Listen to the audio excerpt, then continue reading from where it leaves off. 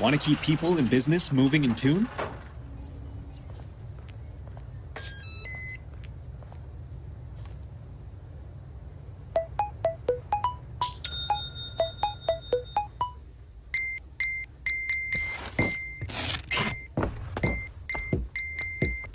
Discount? Oh, wow! Discount? Oh, wow! Discount? Oh, wow! Good morning, ma'am. Discount? Oh, wow! Order complete. Discount? Oh, wow! Yes, ma'am. It's in stock. Order complete. Discount? Oh, wow! Hi, Doc.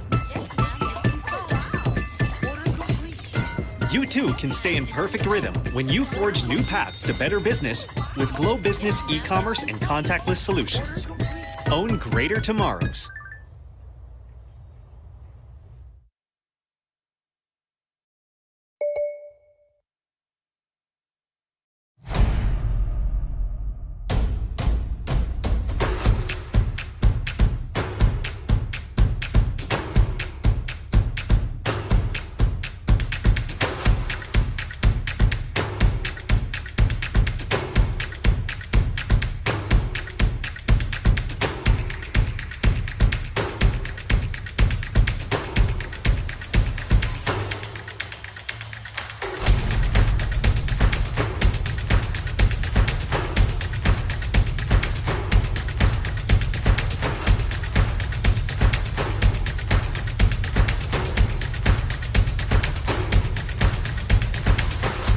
Our insights, your success.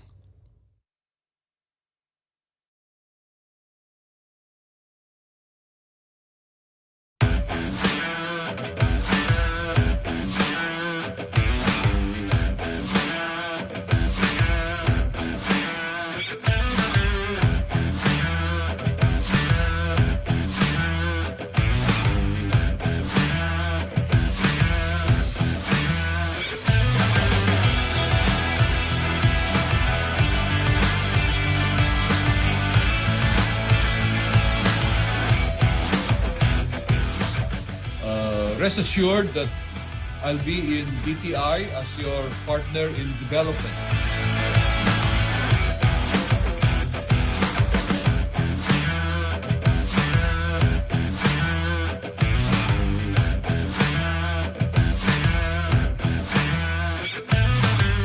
The future of work is already happening now. And I think what makes our industry unique is that it is work that actually can be performed from anywhere.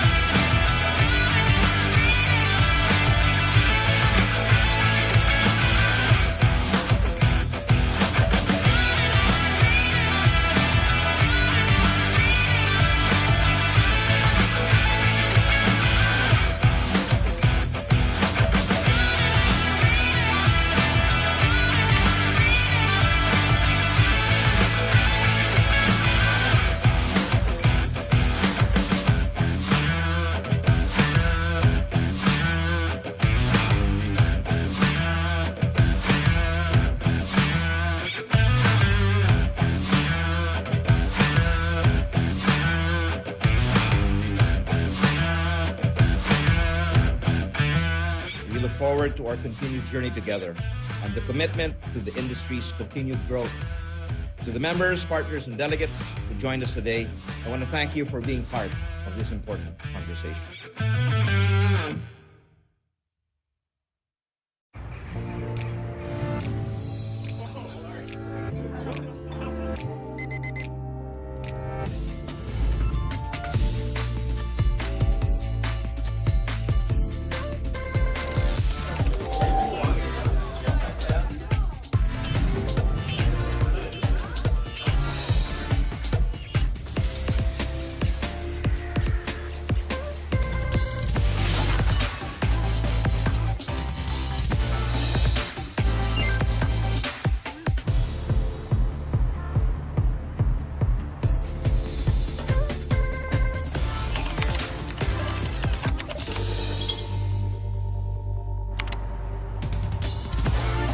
Enable great workdays anywhere with all the tools you need in one. Globe Business Work Anywhere solution. Own greater tomorrows.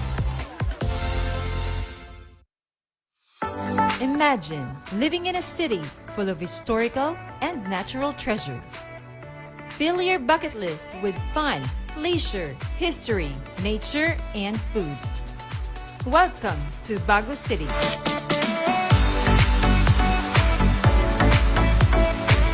Enjoy our cool mountain spring waters and magnificent waterfalls. Fall in love with the best sunset along the Bago River and experience the best Bago City has to offer. If you want to experience farm life or learn more about sustainable farming, we also got it for you. Know our Negrense hero, General Juan Anacleto Araneta, and the Cinco de Noviembre historical bluff. Learn and travel back in history as you immerse in our Bagonhon culture. And of course, your visit is never complete without dining in Bantayan Park food stalls and other dining spots in the city center. Here in Bago City, your safety is our priority.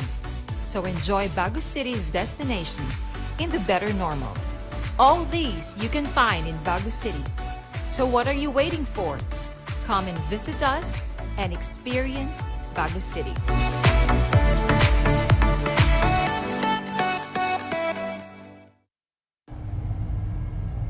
It was once all about the race. If you weren't ahead, you were out of the game. But when everything stopped, we saw the chance to change the game and begin a new path. This time, the bottom line won't be our finish line. This time, we'll chase investments whose real interest is care. This time, every step we take doesn't just change the world, but protects it.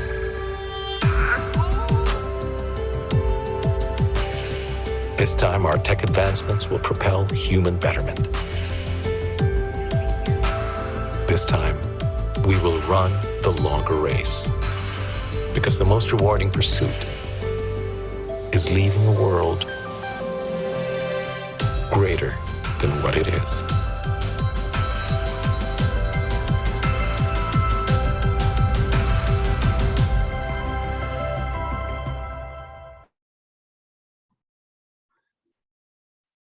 Good afternoon, mayors, ladies and gentlemen, and welcome to our 8th Livable Cities Lab for this year and the 34th of our series.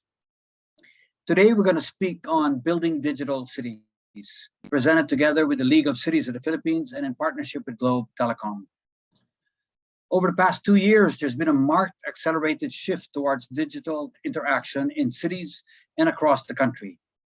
The COVID-19 pandemic and ensuing lockdowns forced people to work and study from home, and for businesses and services to shift their enterprises to more digital platforms. In truth, the world was already moving in this direction for many years, well before the pandemic accelerated the trend. Today, virtually every public and private service requires some form of a digital highway. As technology advances and becomes more affordable, the number of people using mobile phones and laptops, accessing social media and digitally enabled services, transferring cash digitally, and paying for services using their digital wallets, and using similar digital technologies will continue to increase dramatically. With this explosion in digital technologies, citizens will have more access to information and demand more digital interaction with their cities. What can cities and mayors now do to prepare for this digital wave? We've got a great panel who will address these questions on how to build digital cities and the benefits that we can all derive from this.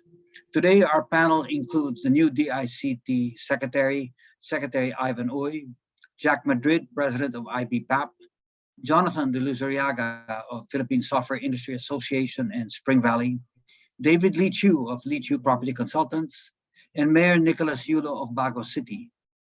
We will also be joined by Globe Senior Vice President Manny Estrada as a reactor. So before we get underway, let us review just a few safety reminders. First, be aware of your surroundings while the webinar is ongoing, in case you need to stop due to an emergency. Second, always stay safe and practice social distancing if you are out of your home or in an office. Furthermore, this webinar will be recorded and will be available on the Livable Cities Facebook page. Questions may be asked in the Zoom Q&A chat box, which includes a feature that allows the audience to vote on questions posted by others by simply clicking on the thumbs up icon next to the question. Some of these will be answered directly by our speaker or their staff in the chat box, while other questions will be parked for later in the open forum. If you are joining the webinar on Facebook Live, you may place your questions in the comments section of FB, and our staff will pick it up from there and relay it to the Zoom room. And at the end of this webinar, we will invite you to please fill up the feedback survey. Your response will help us improve our Livable Cities Lab series, and you may also get a certificate of participation by answering the corresponding questions in the survey. So we've got a good audience in the Zoom room and across several Facebook platforms of not only Livable Cities, but our various partners today. And so to get the program going, we're going to ask a couple of poll questions. We'll start with a very basic one. First question is, where are you joining us from? Where are you joining us from? So just one choice. You're calling in from Metro Manila, rest of Luzon, Visayas, or Mindanao. We just like to know where the audience is logging in from for today's meeting.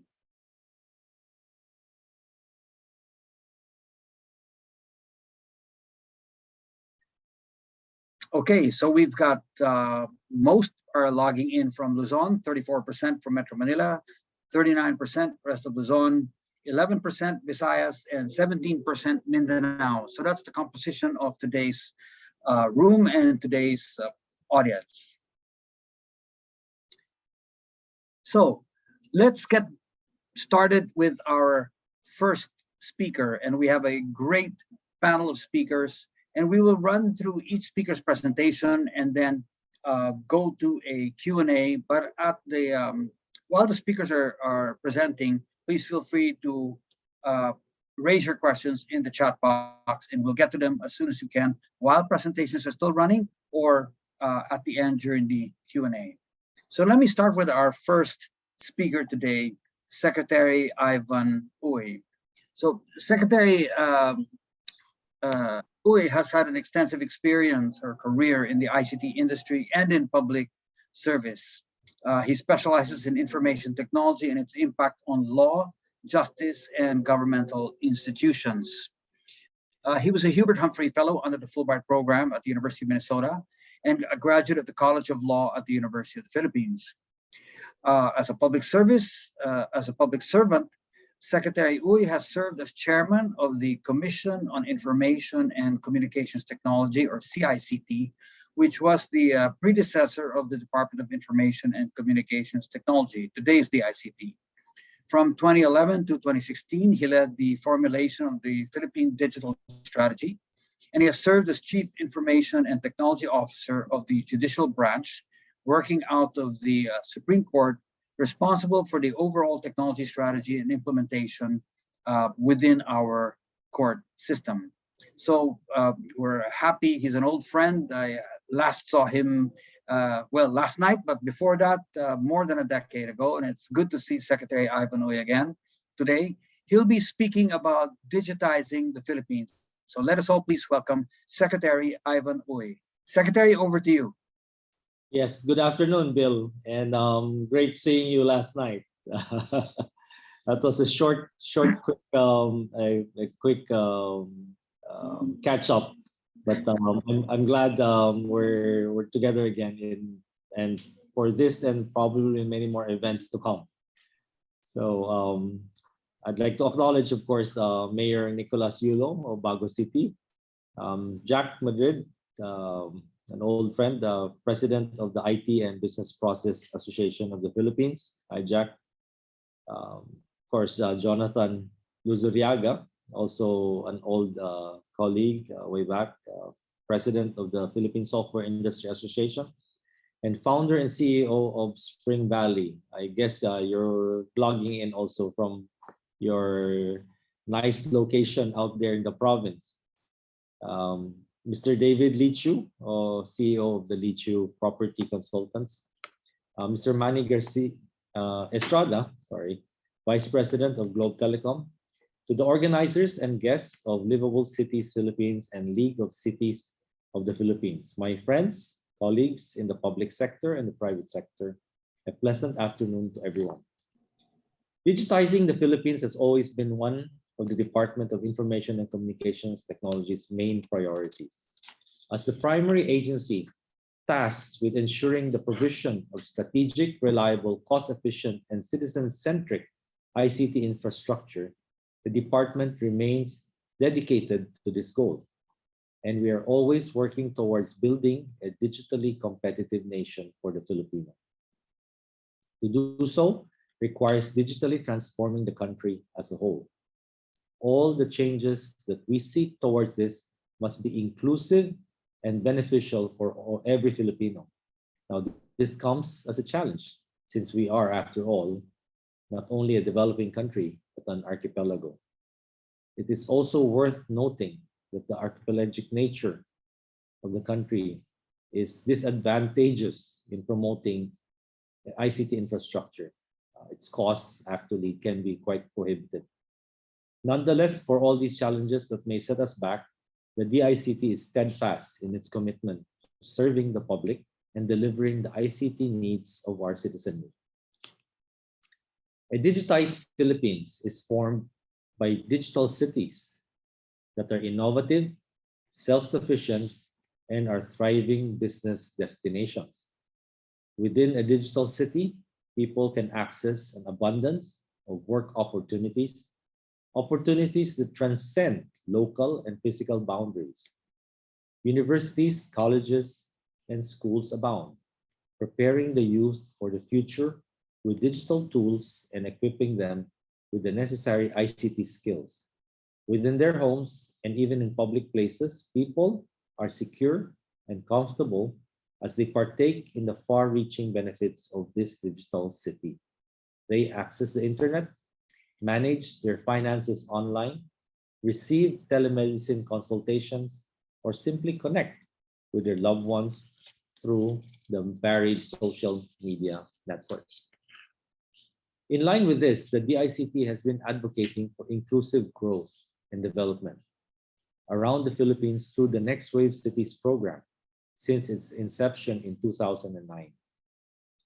In 2018, with the help of the National ICT Confederation of the Philippines, or NICP, and the IT BPAP, the Next Wave Cities was rebranded into Digital Cities as a response to technological advancements, emerging business practices in ICT, and global digital transformation. The Digital Cities PH portal was also launched that year with the goal of providing current and prospective locators with a comprehensive overview of the investment landscape and offer them strategic insights on cities and municipalities across the country. In 2020, the ICT, IBPAP, and Lichu Property launched Digital Cities 2025 to further highlight the value of countryside development and the capability of key locations outside of Metro Manila to become thriving business districts and viable investment hubs for IT BPM services. These digital cities will hopefully motivate existing players to expand beyond the National Capital Region and encourage new ones to set up shop in the Philippines. At present, Digital Cities 2025 has created 375,000 direct jobs from the IT BPM industry. The total economic impact outside of Metro Manila is about 5.6 billion pesos every month.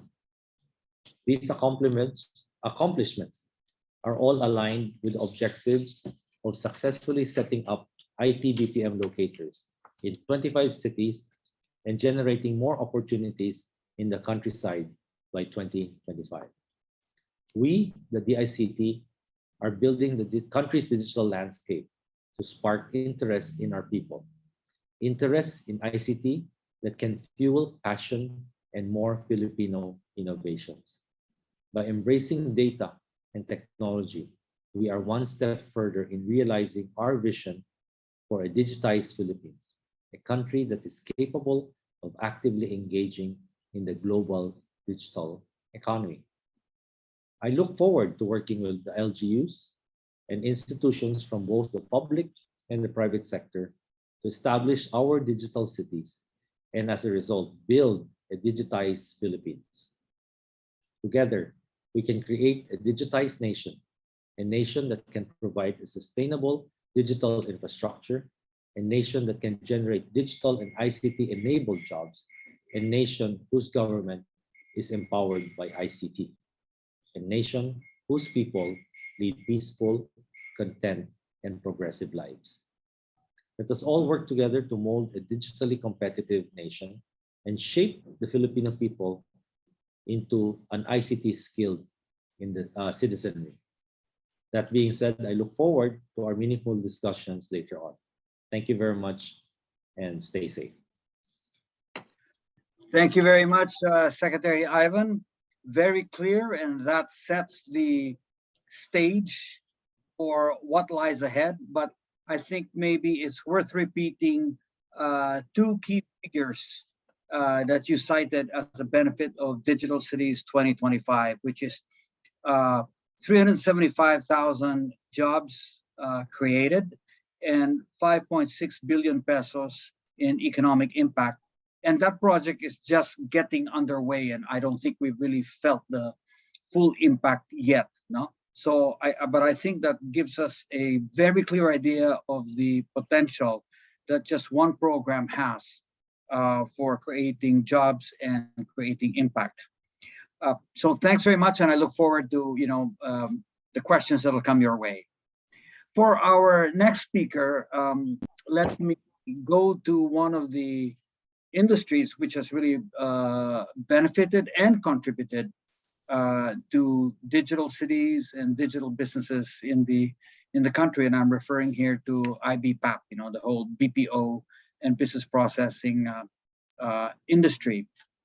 And our next presenter is another old friend, Jack Madrid. He is the head of IBPAP, and that places Jack at the helm of ensuring that the Philippines remains competitive and relevant as a prime investment destination for IT BPM services.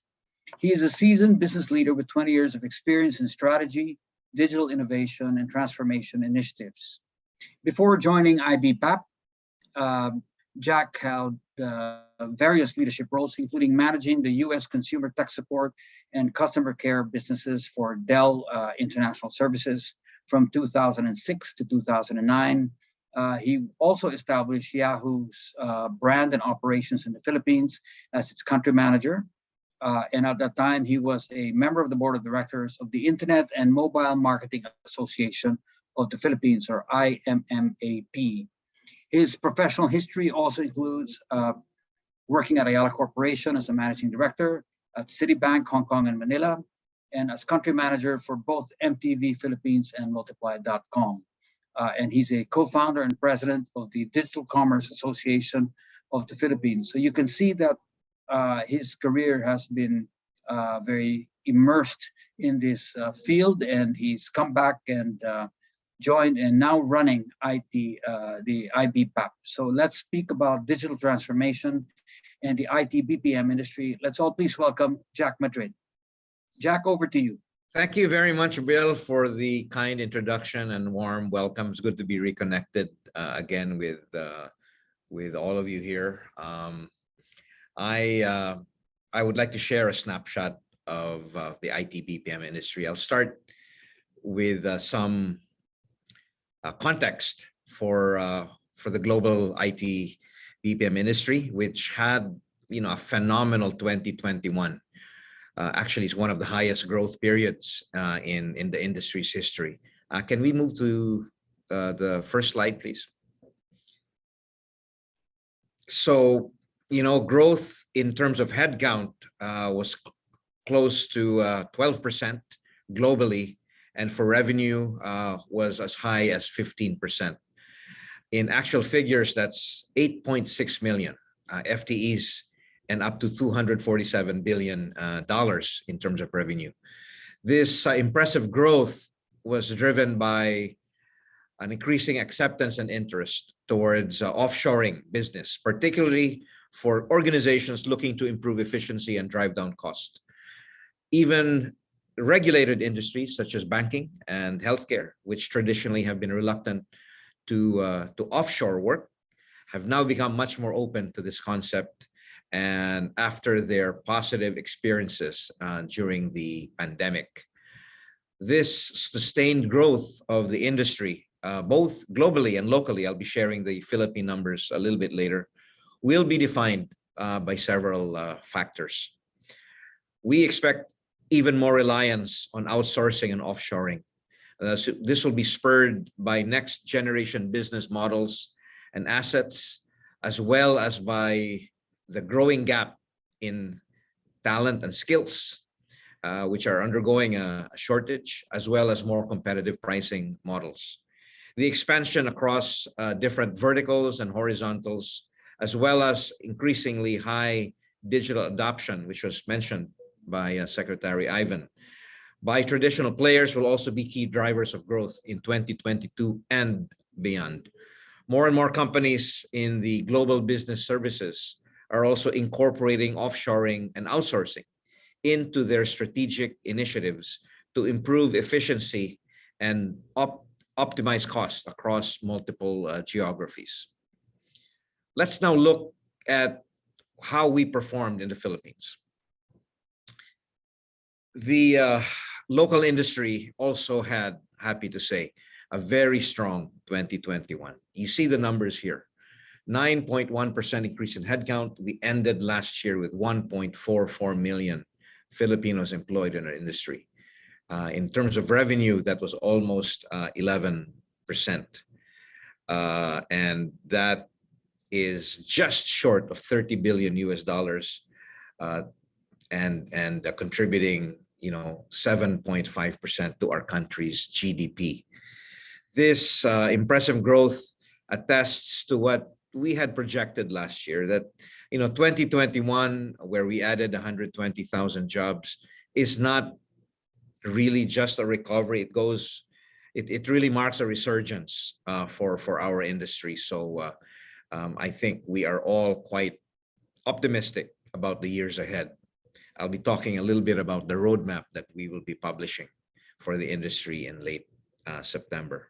So the industry is really, has been instrumental in preserving jobs, generating new skills and opportunities, and very interestingly, stimulating countryside development, driving investments, and creating even more demand for real estate. These are the unequivocal contributions of the industry to our task of nation building. Not only did our performance in 2021 exceed the forecasted growth, it actually eclipsed the original recalibrated 2022 targets of 1.43 million headcount.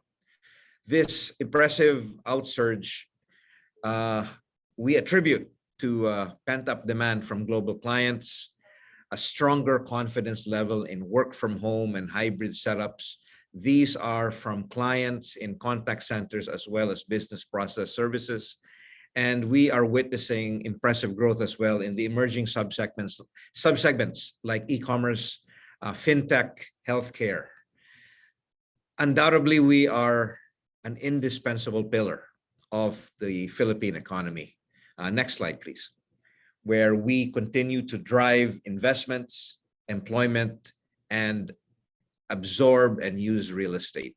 I will not read everything here in the slides, but these really illustrate how the IT BPM industry have been a driving force in our country's economy.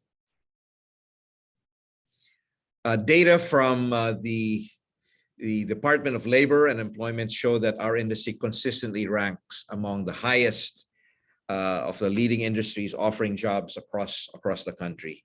And some of the skills that have been in demand for some time now include not just customer service, but data analytics, finance, healthcare, BPO, and cyber security. We are the second largest industry that have enterprises registered with PEZA, accounting for almost 1 million jobs since its inception. As disclosed by our partners in property, Lichu Property Consultants, our sector remains the fundamental catalyst and biggest absorber of office space, accounting for 153,000 square meters of demand just in the first half of 2022 alone. This has all, we can credit the industry as well for the dramatic change in the number of countryside locations that have occurred over the years, not just the mature provinces, but also in the emerging cities and provinces in both Visayas and Mindanao, which was mentioned by Secretary Ivan Uy when he was talking about digital cities. We have been a catalyst for growth, encouraging very strong development in the countryside, as you can see from this slide. And our sector's employees who are in the countryside have shown a regular uptick over the years and are now at 29% of the total industry workforce. And I will not be able to name every single city or province, but some of these are mentioned here. And so it's really exciting. When I travel to the Visayas and our other provincial locations, I see nothing but just very encouraging signs that from our local government partners, as well as the local ICT councils as well, that are very much getting geared up for this wave of investors to come across our country. So transforming the countryside is certainly has begun to create hubs in across our provinces, and leveraging the immense potential of our countryside locations as well as talent is something at the crux of the Digital Cities 2025 program that we have worked closely with our partners in the DICT and Lichu Property Consultants.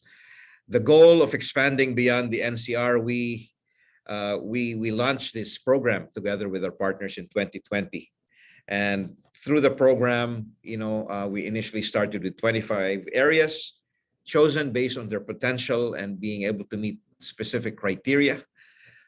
These business districts are very much a part of the IT BPM ecosystem, and each of these locations were carefully assessed using a set of parameters that highlight the priorities of investors as well as locators. These include cost, the quality of business environment, the availability of talent, and digital infrastructure. Moving on, 14 out of these 25 cities have already launched their individual roadmaps and recently participated in a marketing, an intensive marketing session with Lichu Properties. And they were even given guidance on how they can move forward with their strategic initiatives. This will be followed with a business matching events to help them build partnerships with select IT BPM investors and players. Next slide, please.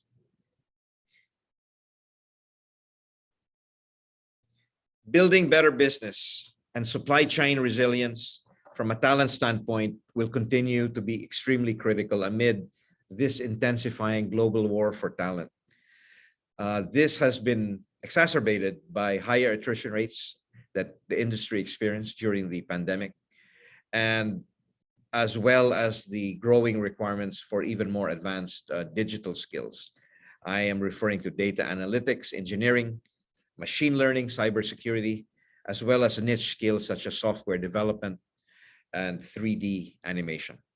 As a response, more and more companies are refocusing on upskilling and reskilling their employees through specialized programs, coaching, and on-the-job training. They are also investing in newer technologies that will surface skills and connect employees with job opportunities.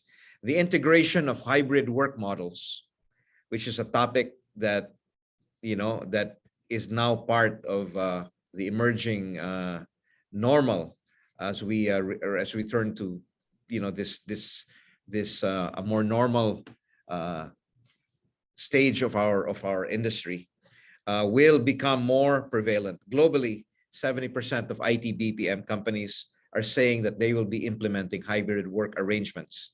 And on the local front, we have conducted many surveys that indicate an overwhelming majority, as high as 80%, of IT BPM employees expressing their strong preference for a hybrid work model versus returning fully on site. So having said this, location diversity has become a big priority in the aftermath of COVID. Given this, companies will need to leverage off alternative locations, adopt smaller scale centers or microsites or satellite sites to achieve more robust business continuity plans. And this future of work is certainly here to stay. And you can see this from the different workways models that we have witnessed across the globe, and we are already beginning to see some of our members adopting. We all know about the hub and spoke model, but now we are seeing the emergent hub, spoke, and satellite models that will strengthen and improve this flexible work environment that the voice of the employees have made very clear as their strong preference. So these emerging workplace models will create great an expansion of opportunities for tier 2 and tier 3 cities. We will find more organizations look towards optimizing cost, improving their talent strategies, and reducing dependency on large tier 1 locations. This has the effect of decongesting city centers, and including Metro Manila, of course, reduction in commute times for our employees, and overall improving their health and well-being. From this, it stands to reason that this hub, spoke, and satellite model will continue to be practiced by our investors. Many of our players have already progressed and expanded to the countryside, including smaller provinces and cities, which has been strengthened as well by the use of technology and the use of satellites and work from home business models to reduce delivery portfolio concentration and respond to this growing clamor of our employees to be working closer to their homes and closer to their families. This is really the future of work as we see it. And in fact, being a relatively young country, we have this demographic advantage that we need to seize in the next few years towards our goal of 1 million more jobs for Filipinos through 2028. I know that there will be a Q&A session after this, and I look forward to hearing your questions on this very exciting future that lies ahead. Thank you very much for inviting IBPAP to this very important session. Thank you, Jack. And yeah, I think this really illustrates that out of this crisis of COVID and a pandemic, actually an opportunity has arisen. And clearly the numbers are showing, as you said, 9.1% plus on the headcount, up to 1.44 million jobs, and 10.6% plus on the revenue. So you're up to about $30 billion. So far and away the leading dollar earner, ahead of remittances, ahead of tourism receipts. So, obviously making such a big contribution. So thanks for that, Jack. And we look forward to asking you questions during the open forum. I'd like to move to our next speaker, and they have been an indispensable partner of the IT BPO industry, actually, since pretty well since the beginning, I believe, David, if I'm not mistaken. And David Lee Chu and the firm Lee Chu Property Consultants have been, one of the leading proponents of the research on the next wave cities, and now the digital cities 2025. So they get a very good measure of what cities are doing to be able to pull themselves up, to be able to attract businesses. And I must say that when I created the City Municipality Competitiveness Index many years ago under the National Competitiveness Council, and now being run by DTI, that was inspired by what David and his team had done with the Next Wave cities. And we just expanded the amount of indicators being measured to measure competitiveness of cities. So this is very important for the cities to measure themselves against each other, against other cities around the world, to be able to attract business. So David has had many years of experience in the real estate business, and is considered the leading commercial real estate broker in the country. He has arranged a lease of more than 1 million square meters of office space and sold more than $2 billion dollars worth of real estate over his career. So we're very pleased to be able to have David to us today on data collection as being crucial in building smart, sustainable cities. So let's please turn over to David Lee Chu, CEO of Lee Chu Property Consultants. David, over to you. Mr. Lutz, thank you very much for your kind introduction and your goodwill, and thank you for having me over in this forum. Mayor Yulo and Secretary Ivan Uy, thank you very much for having me over here, and co-panelists and friends and the rest of the audience. Good afternoon to everyone. We've been asked to give a short talk about what's happening in the property market. And as Mr. Lutz has referred, we have transacted about 60 to 70% of all the companies and seats and jobs that are outside of Metro Manila. And we've been doing that since 1999, year 2000. And it's been so heartwarming, so exciting to see the country change so much just because of two industries working together to make a very positive Philippines. And that's the BPO sector, employing so many people in the provinces and upskilling them, forcing the schools to adapt and work and improve the curriculum to produce better qualified employees, and the remittances that continue to fund and uplift the livelihoods of many Filipinos in the provinces. I think these two forces, the overseas Filipinos and the BPO industry, has worked hand in hand to transform the country to a much better place. And I'm very excited about the next 20 years. Next. I'm just gonna jump into these slides.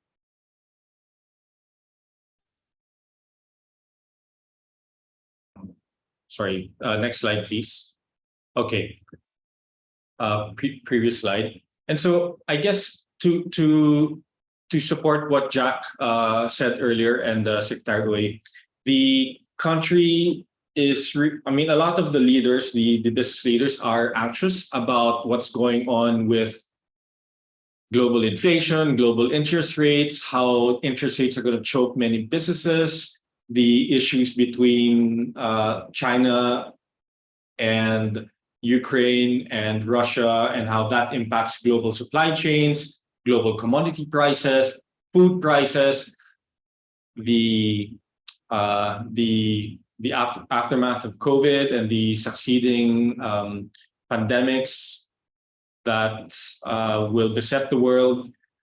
All these things are serious concerns for many people, but that frankly excites me, because I know that when the world is anxious and if the world is concerned about economic growth, then it will just translate to more jobs in two places in the world. That's India and the Philippines. And the validation of Jack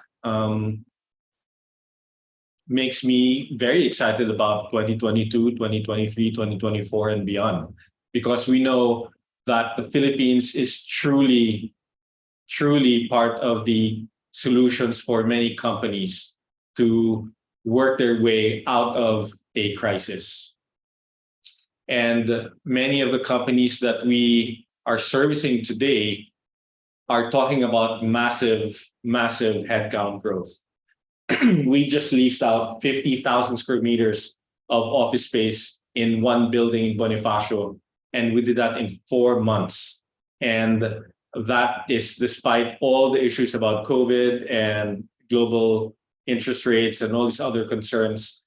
That's despite the abundance in office space in the market, and yet tenants continue to take space. Why? Because they need good quality office space to be able to perform and address these operational requirements. And what is the Philippines today? Well, the Philippines today is in the best shape it's ever been, in the sense that we've got the most amount of infrastructure completed under the Duterte administration, and the most number of projects launched under the Duterte administration, inherited by the Marcos administration, and to be propelled even more by the Marcos administration. And the landslide victory of this administration will just mean the strength of political will to carry forward reform that is much needed through the country, and to make sure that all these projects, infrastructure and others, will be completed on time within budget. And we're very confident about the economic team. The Philippines is one of the few countries in the world that maintained its credit ratings. And if not for these credit ratings, interest rates would be even higher in the Philippines. And so there are many things to be optimistic about. We are very excited about the future. Next. And I might have given this slide in other talks, but this is just some of the infrastructure projects that have been completed recently, and more in the pipeline. About the next 18 months, another 100 plus kilometers of roads and bridges and railways to be completed all over Greater Metro Manila, from as far out as Clark to as far south as Cavite, Laguna, and Batangas. And this is impacting 40 million people, that is responsible for generating 40-50% of the GDP of the country, receiving and enjoying infrastructure that they have never seen in 50 years. Next.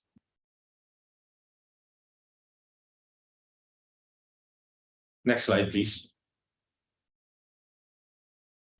And what excites me now is about airports. We have built about 17 airports in the last 10 years, 12 years, and more are in the pipeline.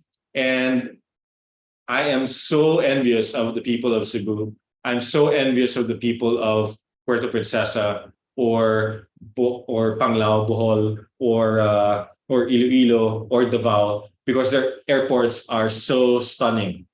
They're beautiful airports, and they are so much better than what we go through in Manila, in NAIA. And I'm so envious of the people in Pampanga, in North Luzon, because they're going to have Clark about to open. And all these airports you might take for granted as, yeah, it's a nice airport. Okay, so what? Well, actually, they dramatically improve the visiting experience of foreigners, and it makes them excited to come into the Philippines. And Clark is going to bring the entire Philippines closer to North Asia by as much as an hour and a half. And the roads that they're going to drive through out of Clark, as soon as they get out of Clark, are some of the most beautiful roads the country can ever offer tourists. From Clark all the way through to Pagudpod up in northern Luzon is going to be beautiful. Not just the roads, but the sceneries and the experience. And that's going to open up a new wave of tourism, and it's going to open up new labor markets for the BPO sector to tap into. And more airports are in the pipeline. And as you know, the San Miguel Airport is a much anticipated airport. And I think that's going to transform the gateways to the Philippines. Next.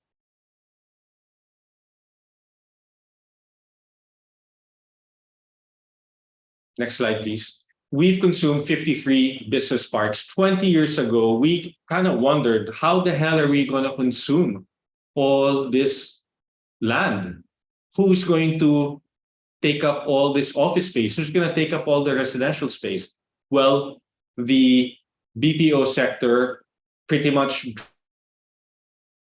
office space production, and in 2 years grew by 10x. There's barely about 2.5 million square meters of office space in Metro Manila at that time, quality office space. And today there's about 17 million square meters of office space, and more, 6 million more in the pipeline in the next 6 years. And to the point where there's no more land in Metro Manila. And that's why we are quite excited about the reclamation projects that are coming up to provide more land for development in Metro Manila. Next.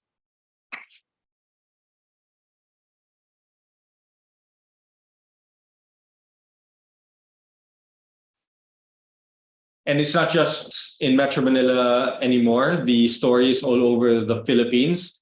And it's so exciting to see all these cities transform. I remember the first time we brought BPOs to Dumaguete, one internet cafe.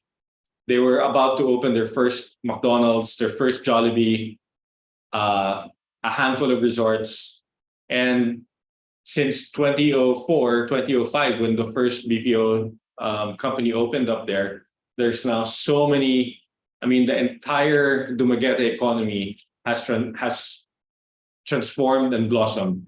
Iloilo and Bacolod, the first time we brought companies there, and the way Iloilo looks today, I think Iloilo is the most transformed city and province in the whole country in the last 20 years, and even more. And I think Bacolod will follow very soon. And many other places in the Philippines is going to be transformed.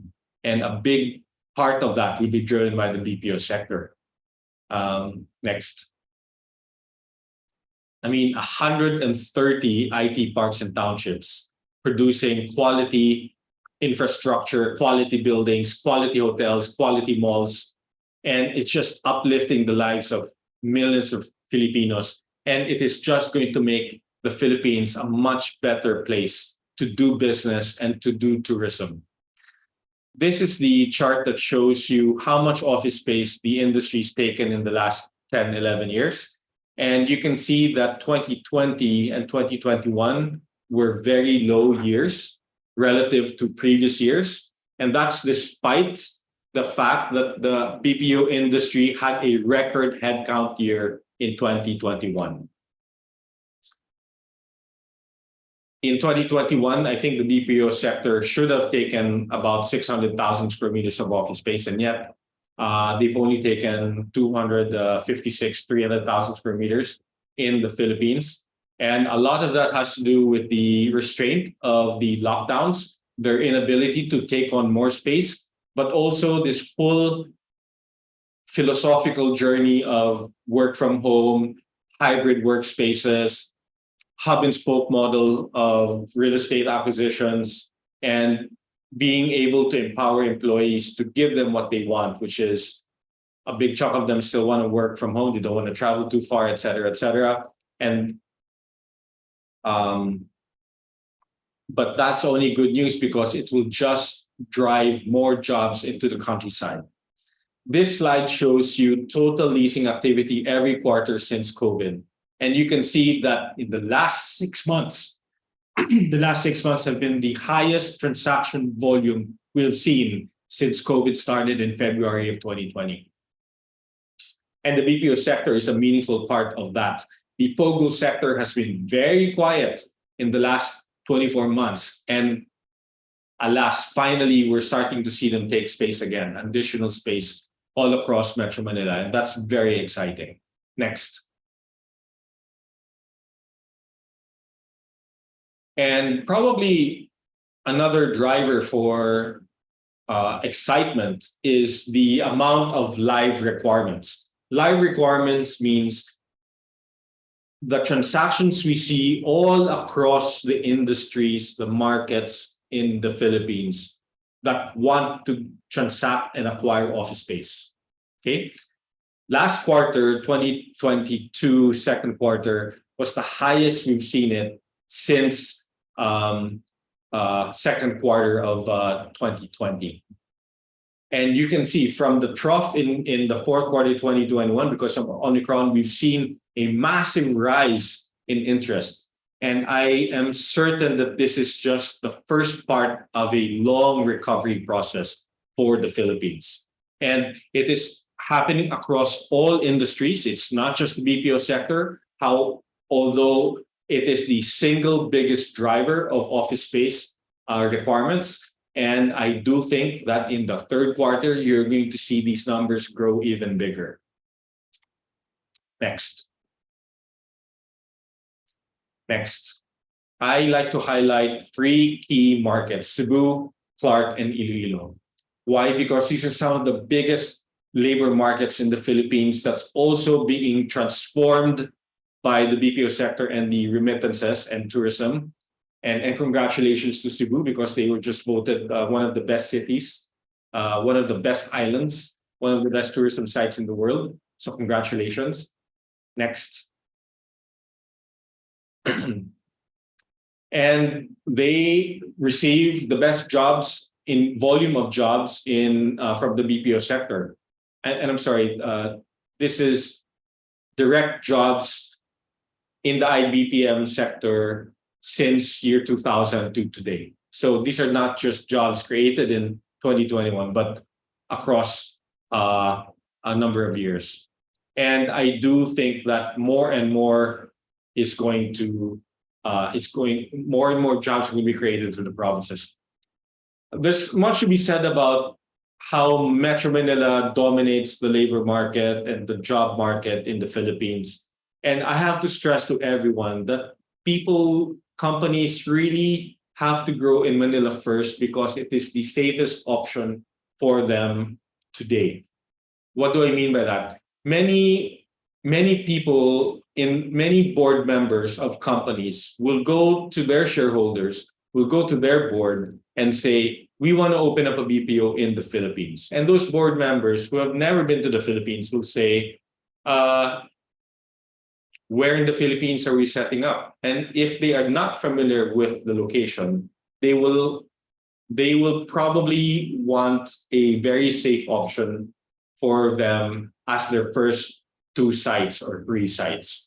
And because of that, they will saturate Bonifacio, Makati, they will saturate Alabang to address the southern Tagalog market, they will saturate Quezon City for the North Luzon market, and then they will look at Cebu for their disaster recovery market. And then from these core markets, Metro Manila, Greater Metro Manila, and Metro Cebu, they will start penetrating other geographies. And we have seen that in Clark, we have seen that in Iloilo. And I do think Bacolod, Puerto Princesa, Ilocos Norte, and Tarlac, and other parts of the Visayas, and Davao and Cagayan de Oro will be core markets for the BPO sector to expand into in the next 5-6 years. And as they expand in these markets, they will also lift other provinces with them, the neighboring provinces with them. Next. This is the presence and footprint of the BPO sector vis-a-vis other companies and other industries in these markets. And you can see that the blue slides, the blue colors show the BPO sector and how dominant they are as demand drivers in each of these markets. Okay, 61% in Cebu, 45% in Clark, Pampanga, and 90% in Iloilo. And with that, the BPO sector will develop other industries and other markets because they push wealth downstream. And as the wealth goes downstream, it will generate more and more demand for other businesses like education, insurance, car acquisitions, tricycle acquisitions, motorbike acquisitions, real estate acquisitions, etc. Next. And we're not just here to talk about the impact of the BPO sector to the office market, but also about how the residential market has benefited from that because of the wealth creation of the twin virtuous factors of the Philippine economy, which is the remittances and the BPO sector. So this shows you different assets by different developers and the compounded annual growth rates since these projects were completed. And you can see that real estate has been one of the best asset classes you could have ever put money in, because the growth rates of the capital appreciation have been anywhere from a low of 6% per annum to as high as 17% per annum in some of these areas. And despite 2 years of COVID, much of these prices have held their ground. Okay, next. And again, it is not just in Metro Manila, because the provincial sites, again, across a number of developers, across a number of asset classes, whether it's landed house or condominiums, whether it's low end or high end, the compounded growth rates of many of these assets continue to be one of the best investments you could have ever made. And this is just a sliver of how the real estate market has benefited from the BPO sector. And I'm very excited about one other sector that will join the fray. So remittances, BPO sector, and the next leg will be the tourism sector. The tourism sector, I think, will be the largest industry of the Philippines in 10 years, within 10 years. And it will be larger than remittances, it will be larger than the BPO sector, because of everything that they're seeing positive happening in the country. And with that, thank you very much for your time and attention. Thank you very much. Thank you very much, David, for the presentation. Very comprehensive. I like how you outlined that sort of a domino effect, I guess, across the different sectors. BPO, property, condominiums, tourism, and overlaying it where the infrastructure is built and the kind of impact this can have on the countryside. And I think that's really an important consideration, to try to see the growth dispersed and the development and opportunities dispersed across the country. So thank you very much for that, David. Now I'd like to shift from the big picture point of view and zoom into a specific location, and this particular one is in Negros. And go to our next speaker, Jonathan De Luzuriaga. He is the founder and president of Spring Valley, the largest technology and innovation hub in the Philippines, which aims to be Asia and the Pacific's answer to Silicon Valley in the US. He was recently elected as president of the National ICT Confederation of the Philippines. And Spring Valley was created to address the need for a venue where innovation and technology are cultivated and nurtured in terms of both talent development and intellectual property creation. He's based today in Bago City in Negros. And I'd like to invite Jonathan to tell us about his journey to create local hubs for technological innovations. Jonathan, please go ahead. Hello, Bill. Good afternoon, everyone. It's very difficult to actually follow rock stars like Sek Ivan and Jack. And then, of course, the certified K-pop star, David Lee Chu. So very glad that I'm actually invited to share the story of Spring Valley. It's been quite a number of years that we've been going at this. My heart has always been for the countryside. And this is the first time in a long while that I've actually been invited to talk about my specific project. Because usually, Bill, I'm tasked to give the overview of the software industry. So one of the things that I'm very excited about really is how can you transform a place that has very little potential for technology and innovation and make it into a powerhouse venue where innovators and technologists could actually congregate. So I am Jonathan Defenso de Luzuriaga. It's my 8th year as the president of the Philippine Software Industry Association. I don't know why. I did not read the fine script in terms of the original contract that I signed, but I'm still doing the software thing. By virtue of the presidency of the PSIA, I also sit on the board of Jack's organization, the IT Business Process Association of the Philippines. Among other things, I am actually also a startup founder, which is probably one of the motivations why I decided to create a Spring Valley. So just let me go through some of the challenges. So when I assumed the presidency of the PSIA 8 years back, I started creating a checklist of all the issues that are surrounding the digital transformation of the country. One of them, and of course, David spoke lengthily about it. He was very excited, same as I am, that there's really inequitable distribution of opportunities in the IT BPM sector. The knee-jerk reaction of most new locators coming into the space is to locate in Metro Manila. I don't think that's the case nowadays.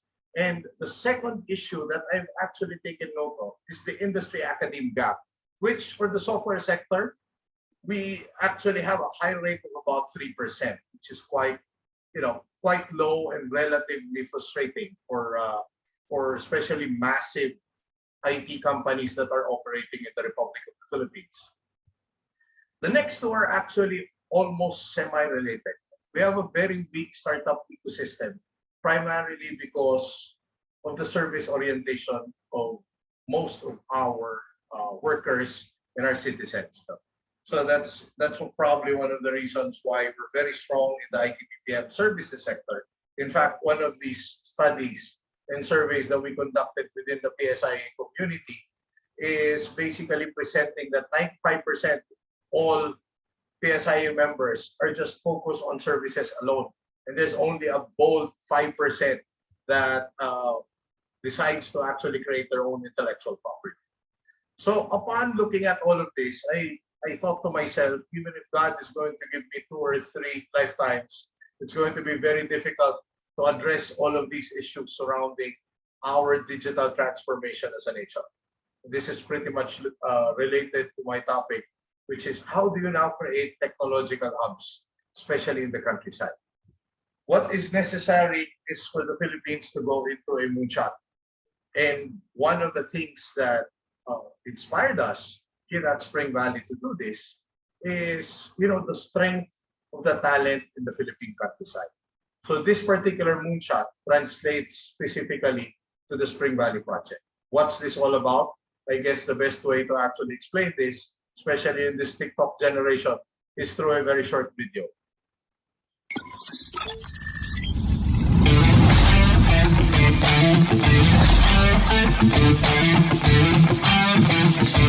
My name is Jonathan De Luzuriaga, and this is my business diary.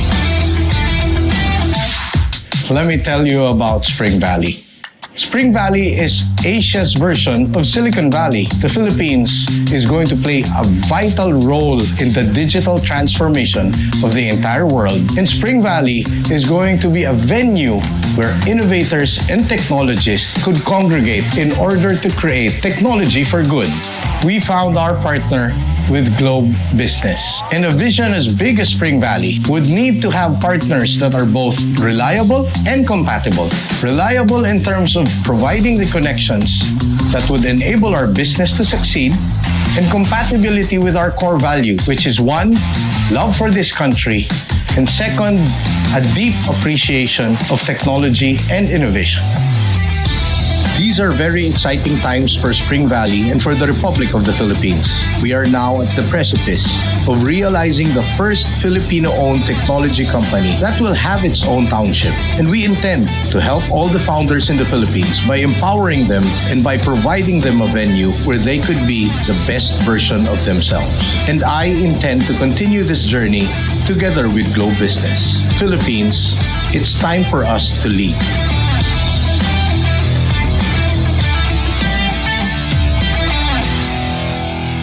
Now, this brings us back to the question, how do you really actually create technology hubs in the country today? So we go back to a formula that we applied even as early as 2004 with then BPAP, and now known as IBPAP. The first is really to look at the talent capacity of a particular area. Where we are in Spring Valley and Negros Occidental in general is very much populated with a lot of universities and schools. In fact, here in Bago City, we even have our own LUC, or local university and college, in the form of Bago City College. And again, where do these talent go? You know, sometimes they cross over to the next island, which is Iloilo, or fly out to Cebu, and oftentimes they go back to Metro Manila to find job opportunities. Now that we're bringing the work to them, there's no need for them to actually go anywhere else. And I guess, you know, given the fact that we are growing by leaps and bounds as a company, it seems that, you know, I found a gold mine in terms of talent pool here in Negros Occidental. The creative and the technical is actually getting married now, which is what most clients coming from all over the world are really looking for as far as technology is concerned. So this particular place in the Philippines in general, mostly in the countryside, we are a very creative people. Now add technology to the mix, and that creates a very lethal value proposition for foreign partners and for other geographies to really strongly consider the Philippines as their home and you know, a venue to actually expand and dominate in their particular business. What we did is basically partnered with technically all the schools in Negros Occidental in other neighboring areas, but you could also see logos here such as Asia Pacific College, which is based in Manila. It's ably supported by IBM and of course SM Foundation, and even Southern Luzon Technological College, which is located in Legazpi City. What we do is now we partnered strongly, and I think David has more or less mentioned this in his talk as well. The industry has forced the academe to actually level up and upskill and reskill. Because the requirements right now, the industry, most especially in the IT and software sector, is far more complex than what it was even 3 years back. What we do with these students is we basically let them run through a particular process. And we usually pick people who are obtaining a degree in computer science, information technology, engineering, business administration, as well as multimedia arts. And then we try to adhere to the 400 to 600 hours that is required of them by the Commission on Higher Education. And once we see that there are those that have potential, we basically throw them into internship for about 2 to 4 months.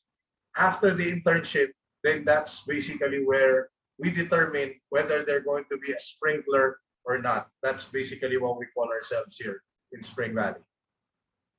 The second aspect, aside from talent, which is very, very important, it's one of the motivating factors while even Manila-based IT BPM companies move over to the countryside, is cost.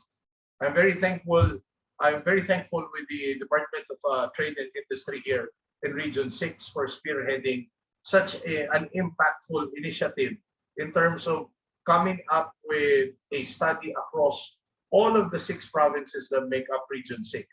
And we try to create not only an inventory of the talent pool as well as educational institutions, but we're also trying to be very, very mindful of the cost efficiency of Region 6. And this is basically tracking what's the average salary rate, cost of living, number of commercial spaces available, and as well as various modes of transportation and how much it's going to cost. In fact, right now, any locator that goes to Region 6, not just Negros Occidental, not just Bago City, will be given some sort of uh, uh, worksheet that basically contains all of this information, making it fairly easy for them to make a determination whether they're going to call Region 6 their new home. Next is actually infrastructure. This is one of the reasons why we've created Spring Valley, and it aims to be the only technology company in the Philippines that would have its own township. This is not a very new concept, especially in countries like India, wherein we have companies like Wipro, Cognizant, Tata, that would have what they would call academic tech campuses. But here in the Philippines, it's not the norm yet. So we're basically going to be the first flag up to declare ourselves as the only technology company in the nation that will have its own township. It will have very specific facilities. The Eureka building, which is going to be our first building that we're building right now. The Polaris building, which is a 3-floor facility that would also include housing facilities for particular members of the community. An important component is the Spring Valley Academy, which we're launching the very first concept of a university mall, wherein we're trying to partner with academic institutions that have best in class in particular academic disciplines such as engineering, software development, multimedia arts, and animation. T4G Center, or Spring Valley Advanced Research and Knowledge Center, is actually an R&D center. We've got our Utilidor, which is our power center. Just last week, we've had a lot of discussions about putting up the very first data center that's here in Negros Occidental. Allow me just to speak for a few seconds regarding this.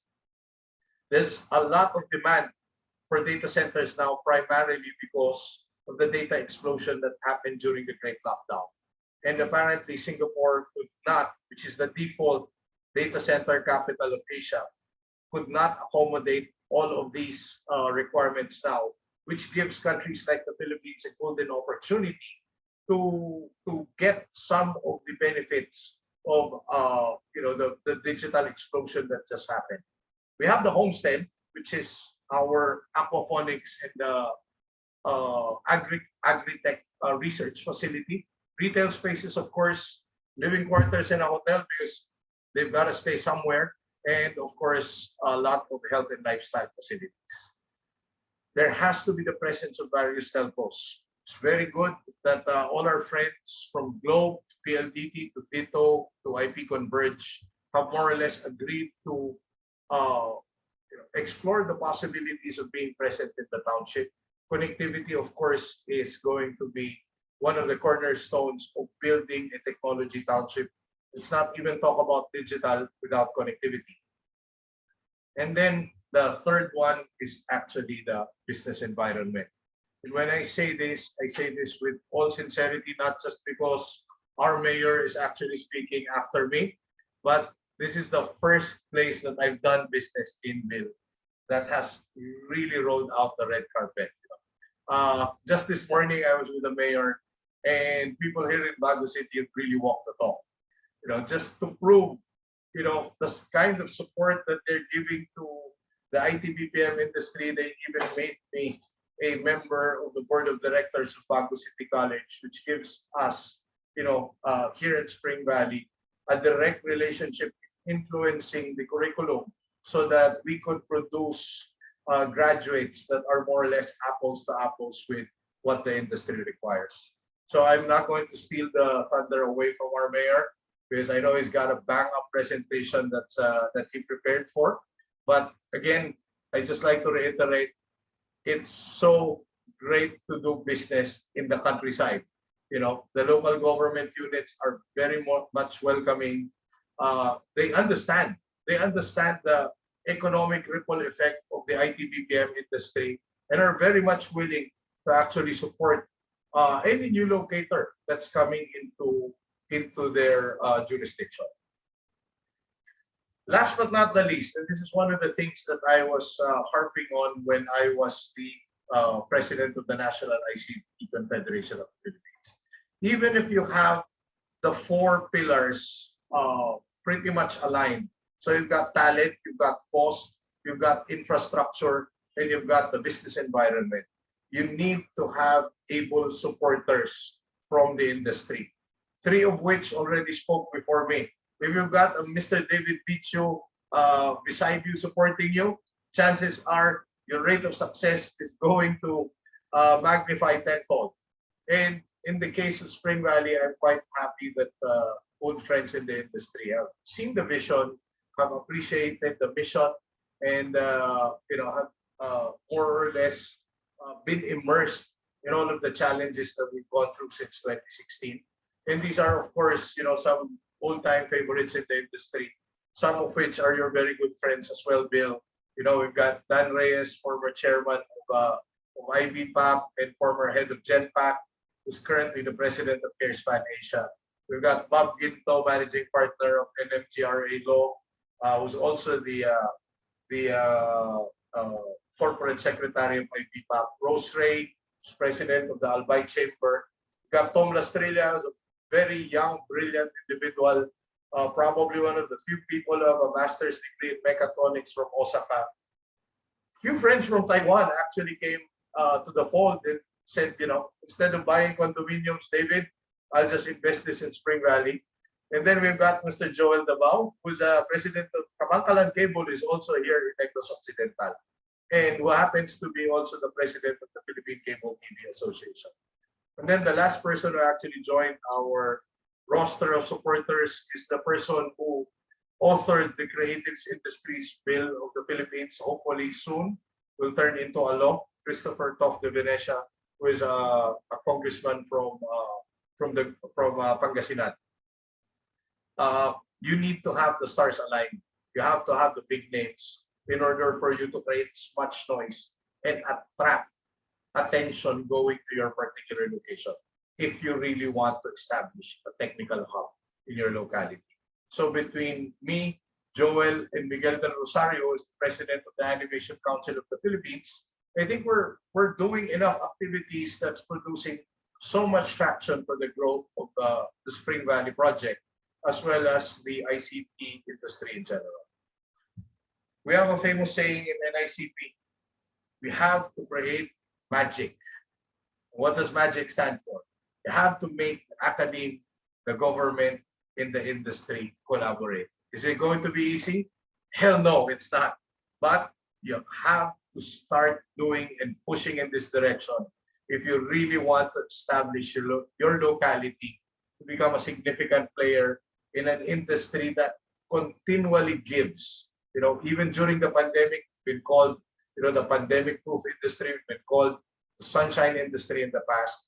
And in order for you to achieve the benefits of this industry, you have to create magic. We also have to walk the talk. Some of the things that we've done, some of our products is actually aligned to some of the requirements of provinces like Capiz, who is known to be the seafood capital of the Philippines. We created this robot called WAC, which is a water quality monitoring system. You want to be a tech hub, you have to get high on your own technology. So we've been doing this for partners here in the countryside. One of the other things that we've done is we have digitized the Philippine Security Guards logbook. We hate cutting down trees, and we hate seeing all of those.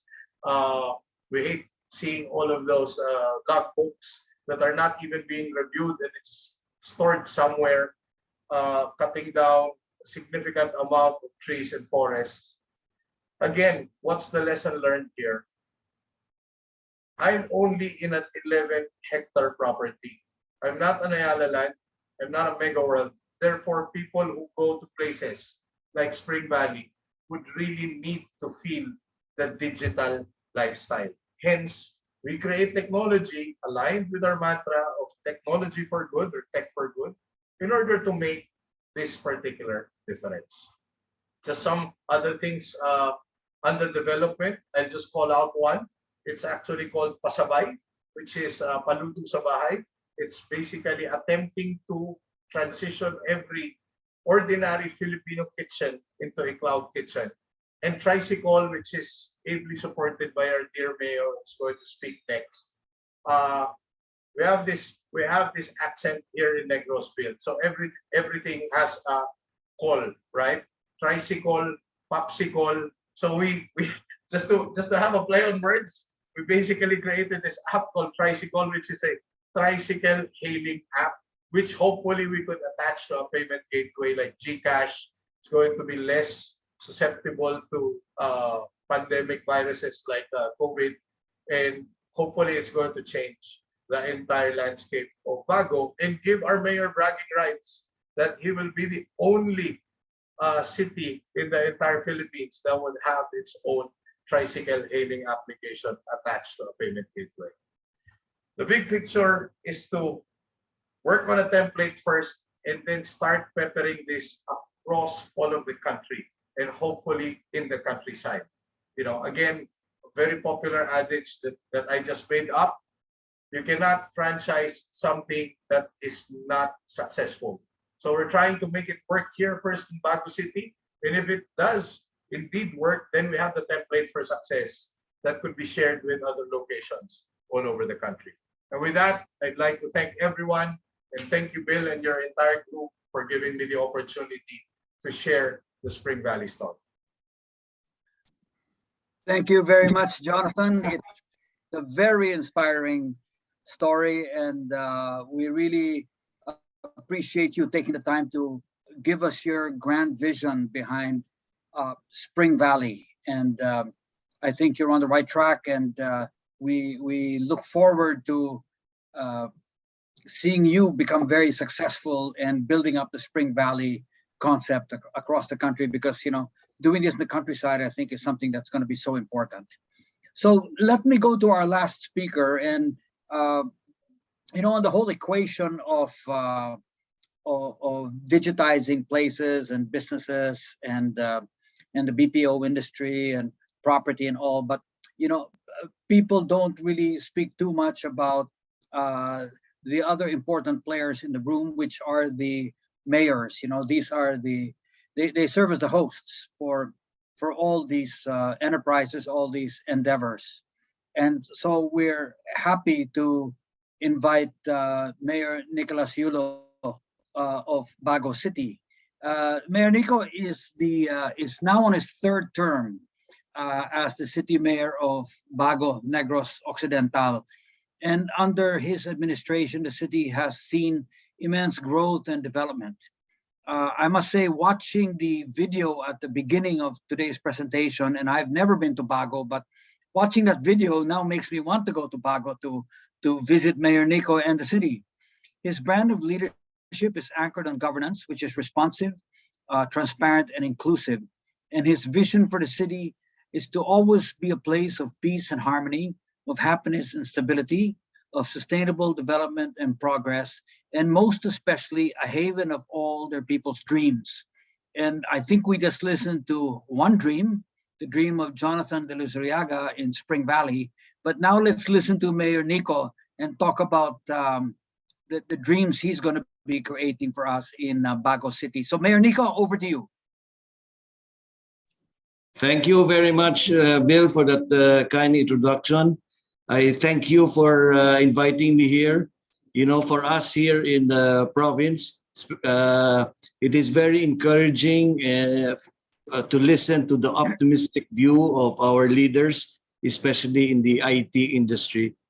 I'd like to greet also my fellow presenters here, especially Secretary Ivan Uy, and I'm happy for his pronouncements and his directions where LGUs will be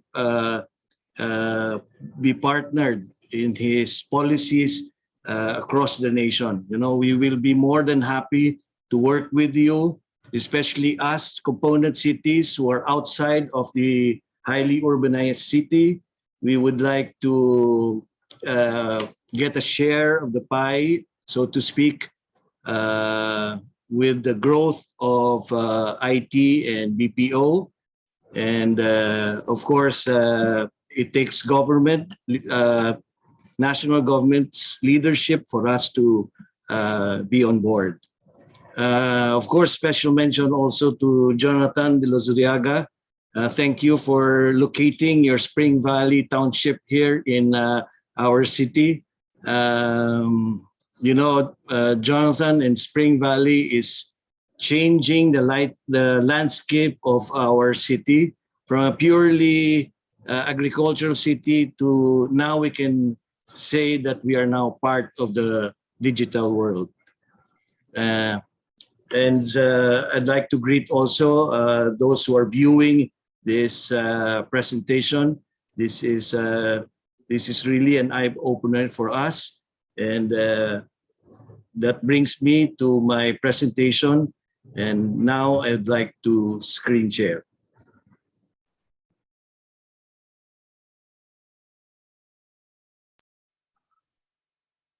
I feel privileged and honored to be part of your activity today. Privileged because I am among the few selected local government leaders to be given this honorable task of sharing the current state and aspirations of the e-governance initiatives of our LGU.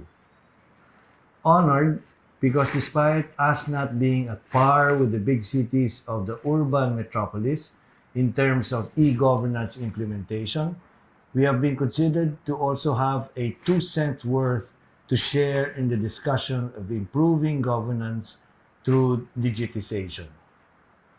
At the outset, may we be reminded that the Universal Declaration of Human Rights states that everyone has a right to take part in the government of his or her country. The role of ICT in facilitating information exchange is manifested in the way information flows faster, more generously, and less expensively throughout the sphere of governance for decision-making and development. Throughout history, technology has been a dominant force in driving economic growth that uplifts countries and their people. History also tells us that rapid technological change presents challenges to countries and people. With appropriate policies, a developing country like ours stands to benefit tremendously in this new era. I see great opportunities as well as challenges. Bago City, like any other LGU in the country and elsewhere, is not absolved to adapt out of necessity to this changing world and evolving governance, where bureaucracy is professionalized and public services are delivered efficiently, all for the purpose of ensuring that the constituency are served and served well. Despite constraints, we remain focused towards making Bago City local governance appropriately responsive to the demands of the current time. Allow us to share with you the continuing evolution of our e-governance in Bago City during the height of the pandemic. Like most of the LGUs in the province, the normal occurrences was the conduct of in-person meetings and conferences, as among the requisite processes prior to decision-making, especially at a time when important interventions are needed. The local interagency task force was still conducting face-to-face meetings during the pandemic despite lockdowns. At the initial stages, we continued to report to the City Hall and meet face-to-face to discuss the state of the infections in the city and the management interventions that the LGU will employ. Such a practice had exposed the members for possible infection, as several of the department heads and chiefs of office were likewise infected with COVID-19.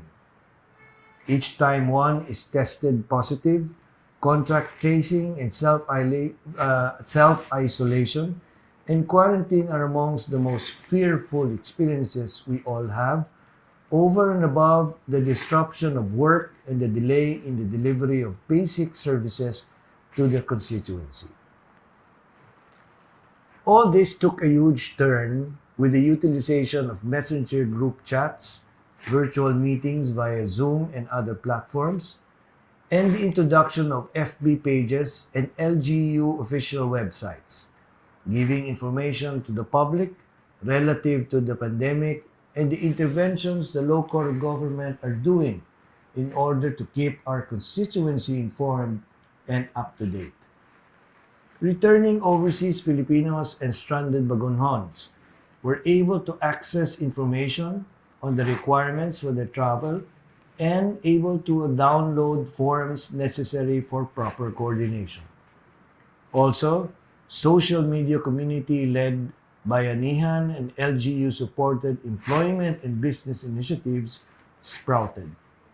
The likes of relevant information posted in the City Bridge, the city's official Facebook page, the Trabajo Bago, Negosyo Bago, and Bago Barter FB pages were popular links and trending pages during the pandemic, giving opportunities to those in need of information or have lost means of employment and also whose businesses were affected by the lockdowns. In the sector of human health, the City Health Office was able to link government and several privately practicing physicians in the city to conduct teleconsulta, an online consultation initiative connecting the residents from far-flung barangays to doctors in the city proper through internet connectivity, ensuring the non-disruption of the delivery of health services to Bagonons. But the evolution of Bago's e-governance will not stop there, as the necessity of information and communications technology is being highlighted, especially amidst the current state of governance. The city government of Bago, like any other LGU in the country, will continue to work towards digitization. Among others, the following areas will be prioritized. Computerization of business tax collection is already underway. This will hasten collection efficiency and earnestly determine areas of improvement. Application for mayor's permit and business license will be improved to include windows for online application, availability of downloadable forms, and submission of required documents. We will encourage the use of digital modes of payments such as GCash, PayMaya, and other digital payment modes in the local market and business transactions in the city. We will also have our own digital payroll systems and payment of salaries of employees through ATMs. We are currently improving the existing employees' biometric attendance via fingerprints to face recognition apps to avoid physical contact with the biometric machine, including possibilities of communicable disease transmission. The city had recently enacted a CCTV ordinance which requires qualified businesses, offices, and institutions to install CCTVs in their establishments. On the part of local government, we will endeavor to increase and expand in strategic areas of the city, which will be monitored in an established operations center for the purpose. This will surely be deterrence to the commission of crimes and greatly aid in the earnest resolution of one if committed. Bago City College, which is a city-owned, operated, and maintained local college, which is one of the few in the region that is able to pass the requirements for the availment of UniFast subsidy, will have started and will continue to endeavor at increasing its capacity both in terms of teaching personnel's readiness to the school's capacity to provide hard and software infrastructures for online, hybrid, or face-to-face instructions. Bago City's quest for improvement and progress does not waver. We will continue to work with development partners and like-minded institutions towards achieving greater heights in ensuring that the best government service is offered to Bagonons. It is our thinking that this can only be realized through an improved e-governance. We hope that one day we will be able to commune, identify, and discuss issues on how we can better collaborate for the purpose. I again wish to thank you for this opportunity, and it is our hope that more platforms and opportunities will be given to LGUs, especially those from the provinces, to participate and learn from fora like this. May God continue to bless our endeavors, our country, and our people. Good day and mabuhay. Thank you. Thank you, Mayor Nico. Thank you very much too. Yeah, thanks so much. We look forward to the transformation of Bago, but I think the way you're describing it, we can already see how much it has transformed over the last 2 years with your use of digital technology to improve city services for your own residents. No, so thank you very much for that, Mayor Nico. Now let me invite Manny Estrada, who heads the regulatory development and strategy of the corporate legal service group of Globe Telecom, to provide his kind of reaction and maybe feedback and response to all the presentations he just listened to. Manny is SVP for Technology Strategy and Service Integration at Globe Telecom. He's been a very, very active partner with us in livable cities. And so let me turn over to Manny to give you his feedback and his response to the presentations. Manny, over to you.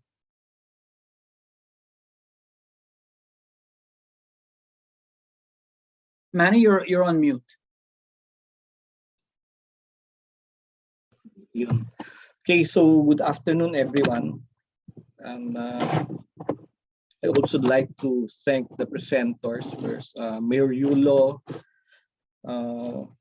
David Lichu, of course, Jonathan Lusoriaga, Jack Madrid, long time no see, my friend. It's been quite some time that we've been together. First of all, what's the biggest impression that I have? No, and by the way, I missed out Secretary Ivan Uy of the DICT. First of all, it's very much encouraging to see where we are headed for. For quite some time after you're in lockdown for 2 years, you sort of have a feeling that things are not going really well. But after listening to all the presentations today, I am now more encouraged to really think that we are headed in the right direction, and really our resilience as a country and as a nation itself, and our creativity in terms of digitizing and using technology for our purpose and needs is really making sense and holding it us for us. No.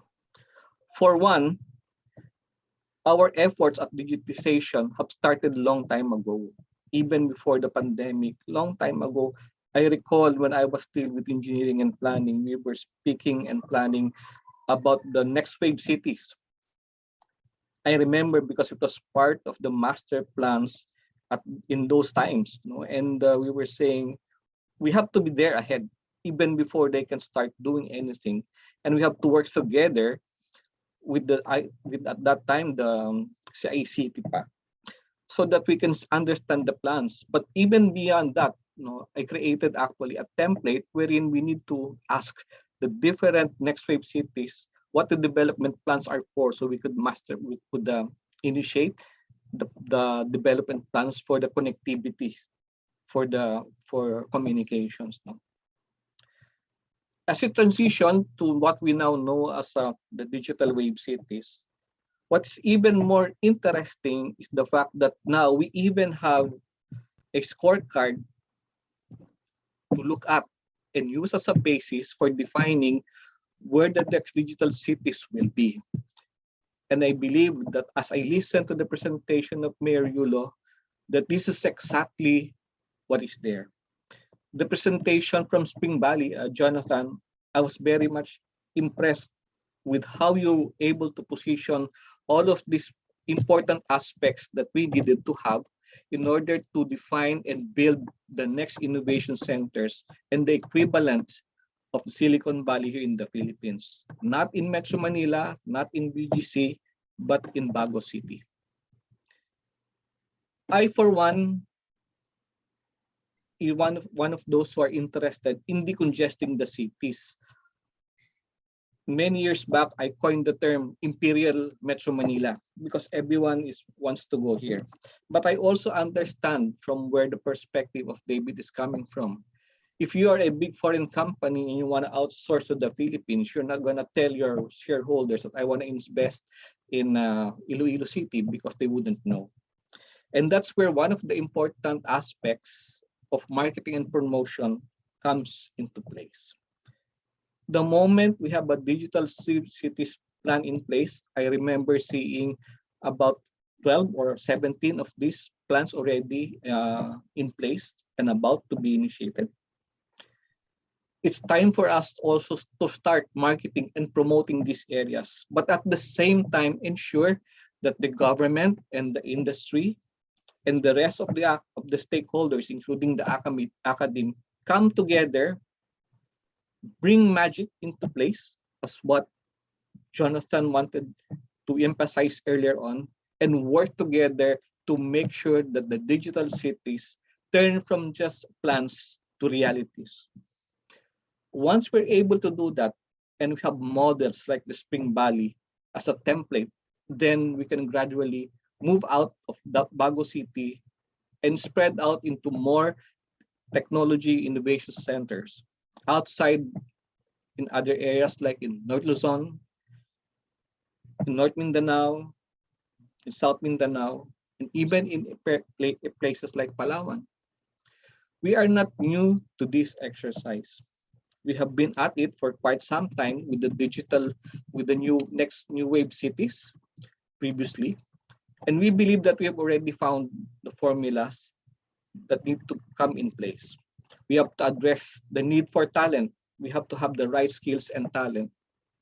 We have to have the right infrastructure in place. And infrastructure does not only talk about telecommunications, because infrastructure also requires other important items like accommodations, roads, city terminals, airports, and the rest.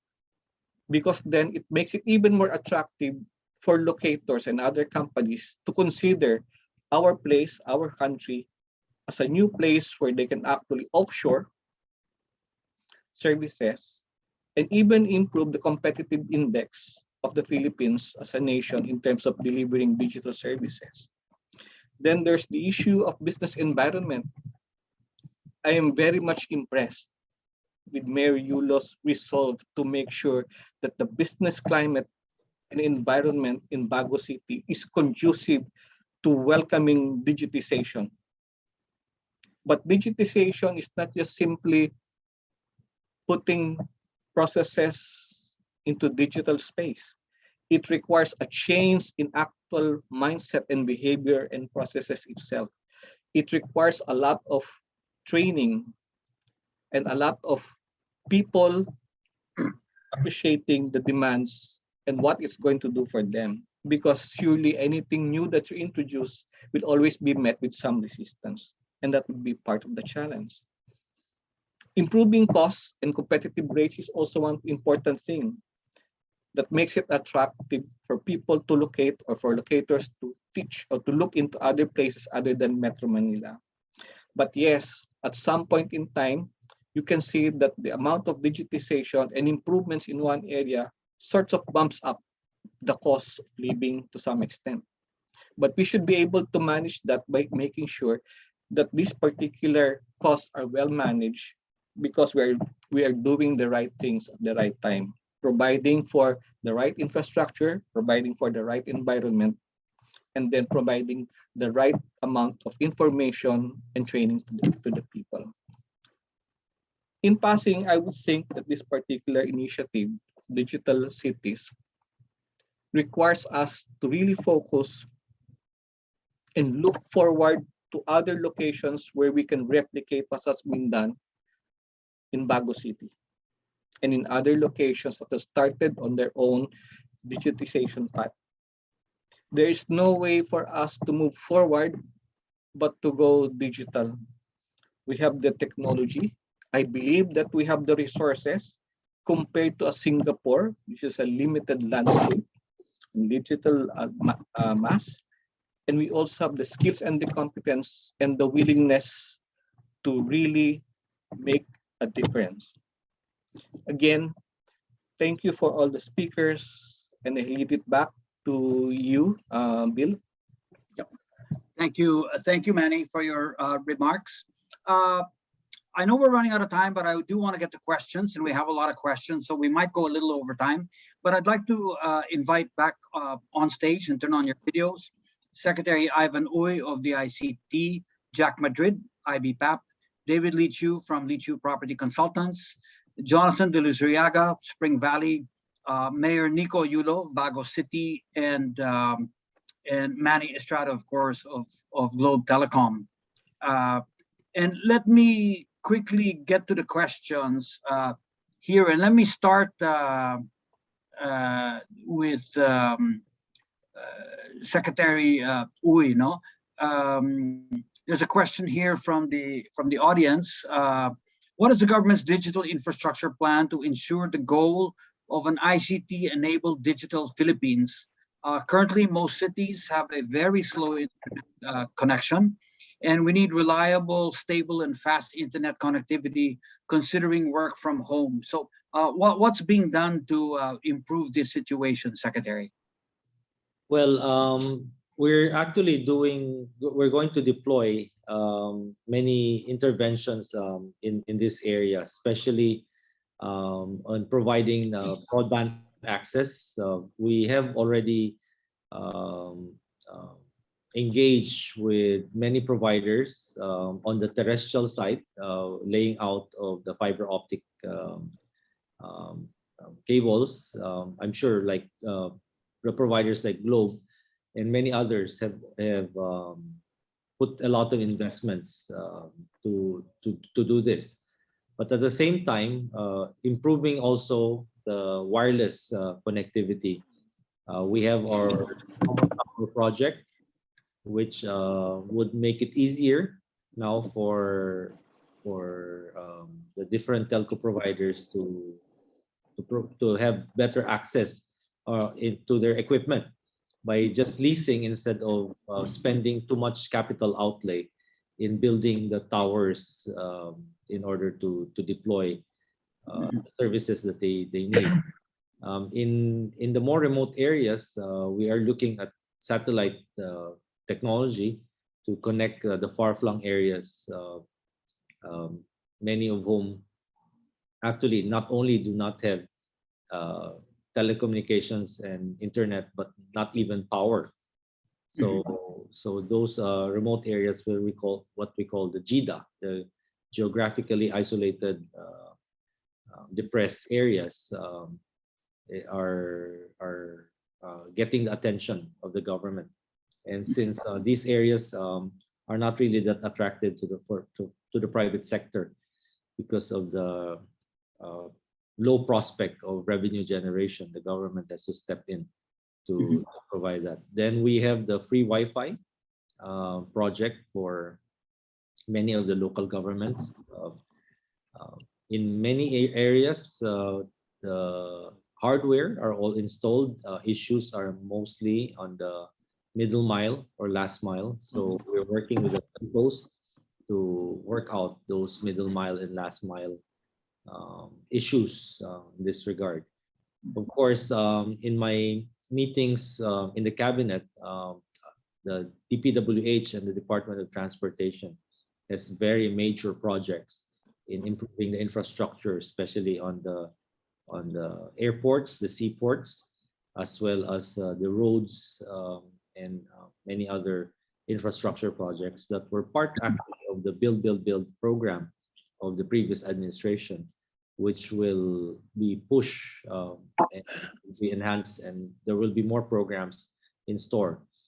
An example of that is the bridge that's going to actually come up in the Visayas area, connecting Iloilo, Guimaras, and so that major infrastructure project is going to definitely boost the economy in those areas and will allow better access to all the different islands in that region. So that's a big boost to the infrastructure program those areas. So these are just some of the interventions. We have the Facebook link, which has already landed actually in Baler, and the terrestrial connection to Poro Point in La Union.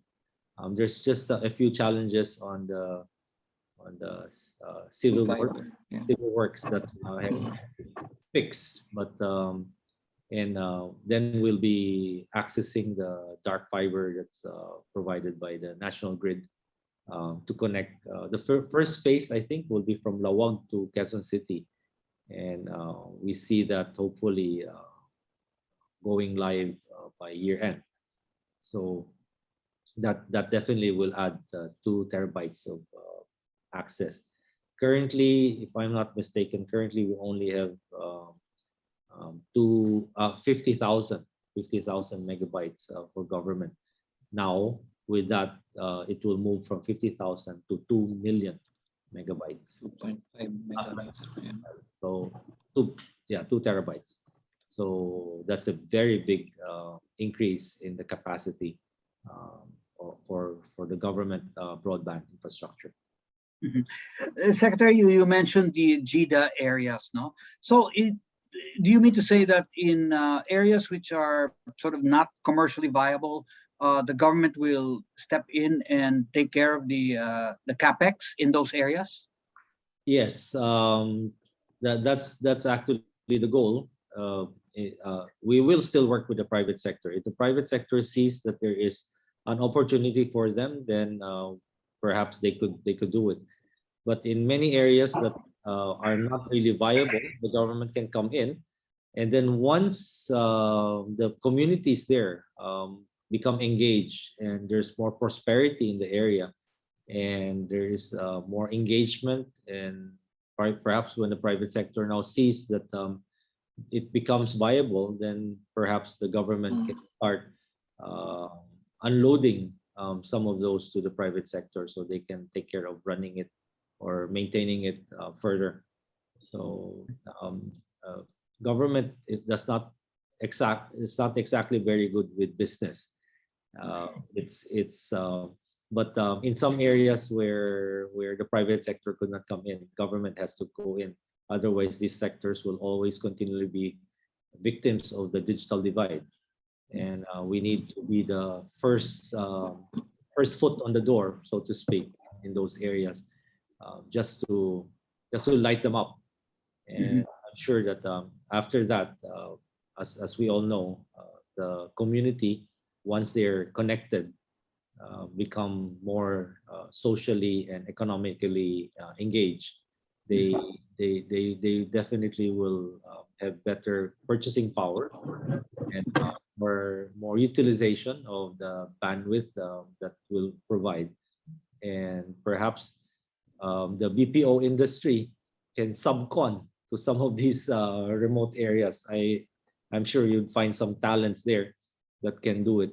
I in my travels in some of these areas, I'm quite surprised that once they have connectivity, some of them are quite good entrepreneurs.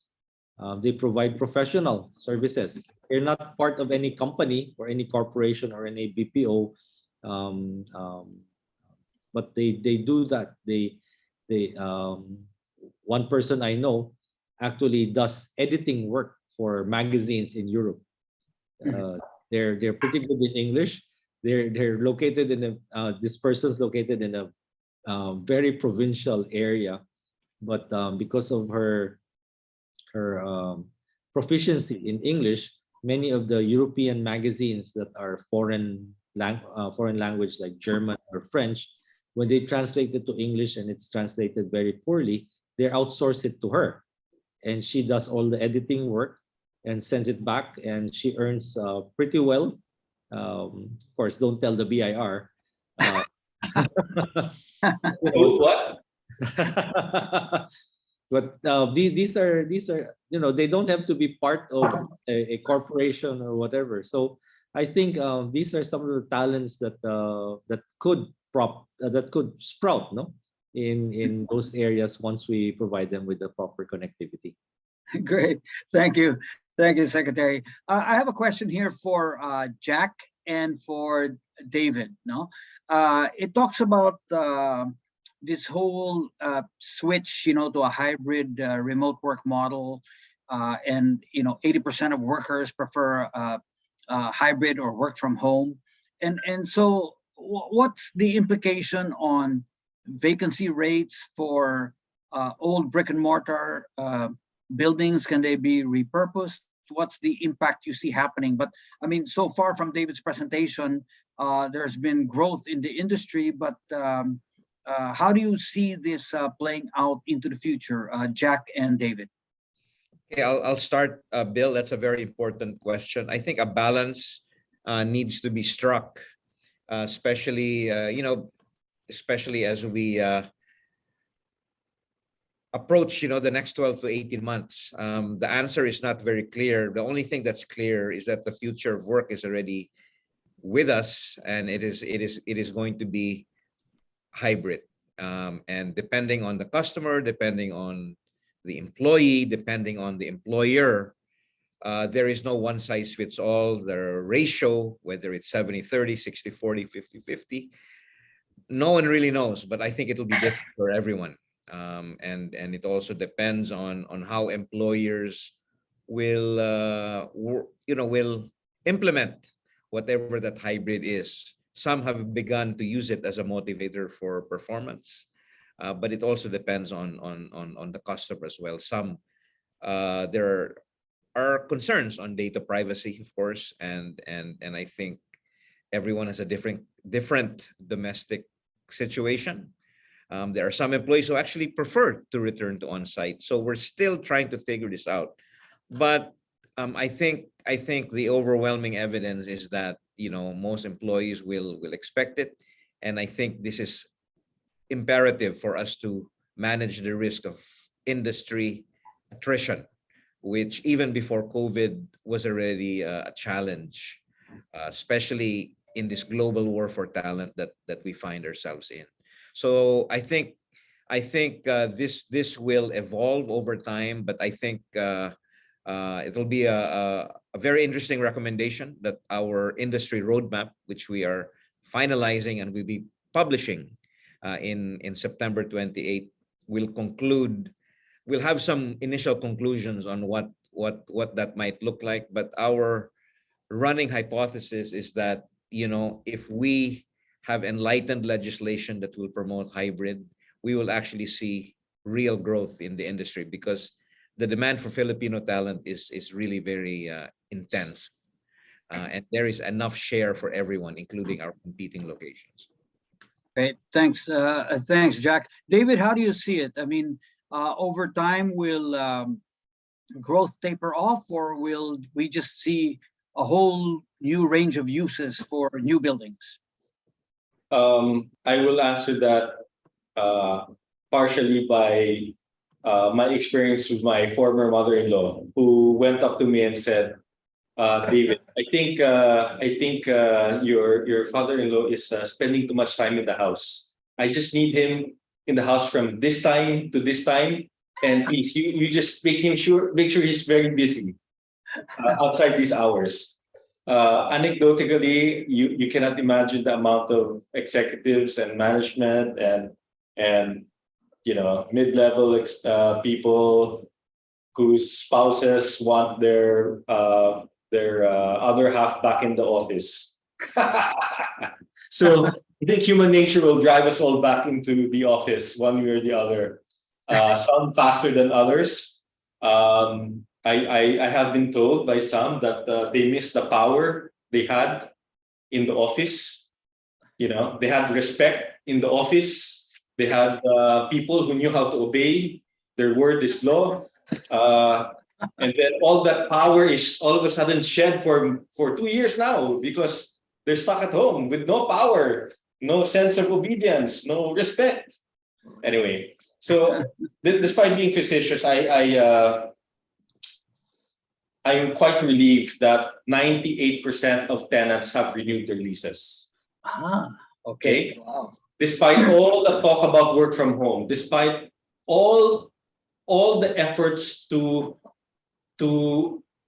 I mean, we have some clients, and these are some of the biggest names in the world, who have never stepped foot in the office for 2 years, and yet they continue to renew their leases for 5 years during the last 18 months. Okay, so this is despite the umbrella of COVID, despite all the issues, they continue to renew their leases for 5 years.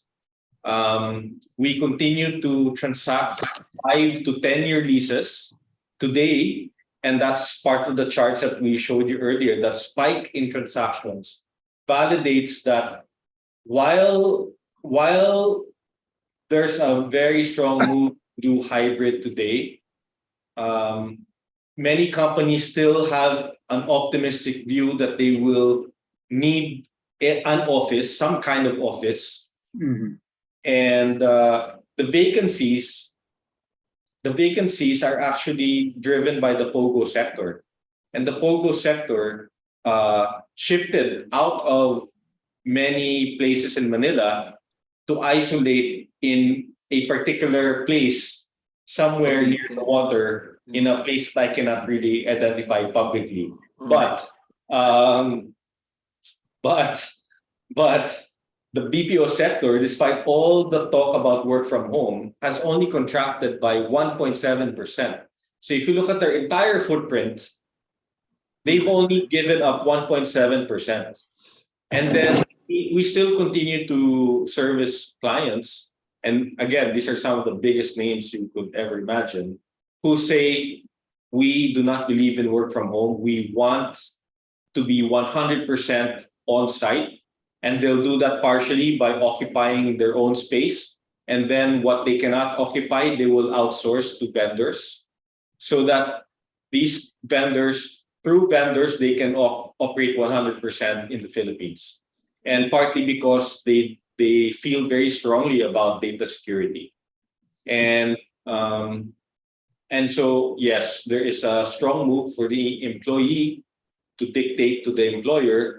But I think that is also going to shift back to going back to the office. Now, having said that, there is a market that is 100% work at home, and just like Secretary Ivan quoting, referring to a friend of his, I have many friends who are working exclusively from home. What we call now freelancers, and these freelancers are happening all over the world, where they are totally unplugged. They don't have PIN numbers. They don't even bother with SSS and all that. They get their revenue tax-free, either through Bitcoin, crypto, or they just directly in a bank account somewhere. And this is how they work. And they've been doing this for a long time, whether it's copywriting, editing, digital marketing, management. I have a friend who's doing an entire department off the grid, doing marketing, social media management for Australian companies. Interesting, very interesting trends, David, especially on the property. So Jonathan, this is actually a good sign for startups and Spring Valley type operations. So here's a question here: can Spring Valley help out other LGUs who want to be a tech hub? So there apparently some interest in your model in other places. Bill, before I even answer that, I'd just like to direct a question to David again. David, there's only 7 of us in this call. Why don't you tell us where this new Pogo hub is? Okay. There's 182 of us right now. Also, I just like to call out that I think the mayor of Bago just outstaged all of the seasoned speakers of the industry with that presentation of his talk. So, Mayor Nico, hats off to you. But yeah, our intention is really to propagate whatever technology that we or whatever model that we have in Spring Valley that's currently in Bago to be spread across the entire country. No? But again, we need to make it work first. And one of the things that we're taking advantage of really is the support and the support of the local government unit here in Bago, which makes us so easy to actually become as innovative as possible. Embrace technology faster than any other place that we've been to. And hopefully, once we could find the template and create a proof of concept for particular platforms, then it's much easier to propagate this across the nation. Thanks, thanks, Jonathan. Mayor Nico, I wanted to ask you, because you're the only mayor in this group here, how much discussion is going on amongst you mayors who are all part of the League of Cities? How much discussion is going on among you mayors together with the ICT to promote more digital transformation among the cities? Do you share ideas? Yeah, yes, of course. But before I answer that, let me just say that for selfish reasons, we'd like to hold on to Spring Valley and Jonathan De Luzuriaga in Bago City first. There you go, Jonathan. Vote of confidence. Yes, we do share insights into the digital world, especially those who have been in advanced cities where, especially Metro Manila, where digitization happened ahead of us, of course. And we would have in face-to-face meetings and we'd go to model cities before the pandemic. But of course, during the pandemic, right after we stopped for maybe a year and then continued digitally. So I think that will continue. The sharing of ideas in terms of digitization will continue. Great, thanks. There are so many other questions, but we're running over time. So I want to save the last question for Secretary Ivan. No?